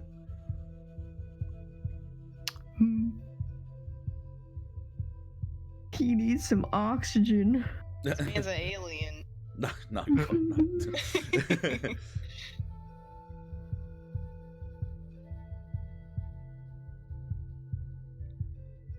My conjurer is the powerhouse of the set. All right, mate. And am I correct in thinking that this is a similar helmet? What Practically, we been talking about? practically identical, yeah. And Kat, you'd recognise it too, obviously now. Yeah. Cool. Okay, so good session. See. Very, very good session. I love that RP, man. I think that's pretty much all I need to say today. Yeah, it was just good session, good RP, got a lot of character information, a lot of good interactions there today. So obviously the next session won't be till next Wednesday, because this Wednesday has got things doings, and which is all fine and dandy. We're all Is happy with my fault. that. No, there's no fault at it, mate. Like I say, there's never any fault. Let's make that boy a bit bigger. Let's make him a chunky mobile suit. There we go. Boof, boof. Actually, no, now it's too big. I'm gonna make it a habit to put a to-do list at the end of each session for myself. Yeah, cool. Yeah. Go for it. Yeah, we'll. I can't think of anything else to say. Thank you guys for watching, as you always do. It's been a real treat doing this episode today because, once again, this was a full-on free ball episode with notes in my back. So I enjoyed doing that because it meant I didn't have to follow anything too closely this time, which was nice. The reason is because for the 2 episodes worth of stuff I had planned, you guys did in the last session and then some. So it wasn't like it was pushed and forced. It's just you did everything like super fun from that one. Also, bro, it's nice to have like a little just chill out with the NPC session every now and then. You know? Yeah, because I've realised with the amount of NPCs we have, I'd like to do that a lot more as well. So yeah, I'll do like every 2 episodes, I'll do just one of these sort of things. Because there will be time between going from one place to the next where you'll get this, and plus we gotta bond with them before they die. I was gonna say, yeah, there's no reason. I was gonna say it's like almost like Mass Effect, how you go on a mission and then you run around the ship and you talk with everybody. Because otherwise there's no reason for me to kill anyone because you'll have no reason to care. So yeah, exactly like Messi says, and you say it with an accurate point. Yeah, you have to care enough to make it impact enough. Like, I know Jendon was still powerful. My dad never disappeared at the convenience store. He was just on the Argama the whole time. Actually, yeah, before we do close off, just beforehand, I want to say, like, super loved having Ashe and Fred talk like that, because that's probably the first time you guys have ever properly done that, which was really nice. Same with Dion and Nova. There's always been like a halfway point between Dion and Ashe, where we kind of split between the twos and kind of break out from there. So it was really nice to have those 2 different interactions there, like really fun. Fred and Jorgen's conversation was super fun. That was super cool to do. Same with Nova and Sunshine and Mama at the end. That was really fun. And fucking, I really liked. I think as much as I liked the Dr. Harbour conversation, I think I preferred your conversation with the captain, because it was the right amount of sort of conversation. I think like he would have given It ended with "Are you dismissing me?" Yeah. Yeah, he's like, oh, you're dismissing me. Yeah. You dare dismiss me? Yeah. I have to get you away. I'm so in danger. Yeah, that's good. Yeah, and I like that. A lot of my subtleties are now coming into play. A lot of things that I've been underlying for a while are starting to come forward, and mark placement. Well, like Gray said, yeah, get a kick into the second half of the season next session. Yeah, like proper straight into it. Yes. Dettet. Yes. I didn't write it down because I was in the middle of focusing too hard on talking. Yes. What were the other names you said for Dr. Harbour? 1 second. So it was his brother and his brother's wife. Yeah. It was Eric and Edna. Thank you. No worries. Whenever she starts to talk about how much fun they're having, immediately. And his nephew, Ryan. I mean, Ryan. Yeah, right. What are you talking I about? mean, unnamed. Yeah, man, I don't know what you're talking about. What's going on here? Right, yeah. Going to close it off nice and sharpish now because I know Sib needs to get to sleep soon. And I'm on the brink of my tired now as well. Thank you very much, guys, for I watching. need to shower. As you always do. I'm in danger. I might do something this Wednesday coming up. His nephew named Fred. Wait. Nani? Nani? I might do something on Wednesday as an outlet to D&D. We'll see if there's anything I can think of doing, because it's nice to keep the stream running smoothly and consistently, but I'm not doing it to gain population. It's just popular or anything. It's nice to do it. And if not, maybe just chill and hang on Wednesday in a Discord group and shit. Yeah. Do some other game, man. Yeah, that's what I was thinking. I might do. Yeah. I'm be chilling. If you want to keep it Wednesday. gunplay, Yeah, you could stream the Gundam game you've been playing. Yeah. I'll see how it feels. See how I feel when I get With epic Barbados one-shot wonder over there. One-shot Barbados I have. Yeah. Right. Thank you very much for watching, guys. We will be here it'll be Wednesday the 19th, and we'll see you then. Yep. But obviously, come and talk to us if you want in the chats as well, because we like seeing you guys. Discord's open for everybody. I'm lonely. This is my only social activity for the week. Me too. No. All right, boys. Love you guys, and see you later. Mwah. Button and like a boss. Oh my goodness. And high fives all around. And I'll see you For the next video.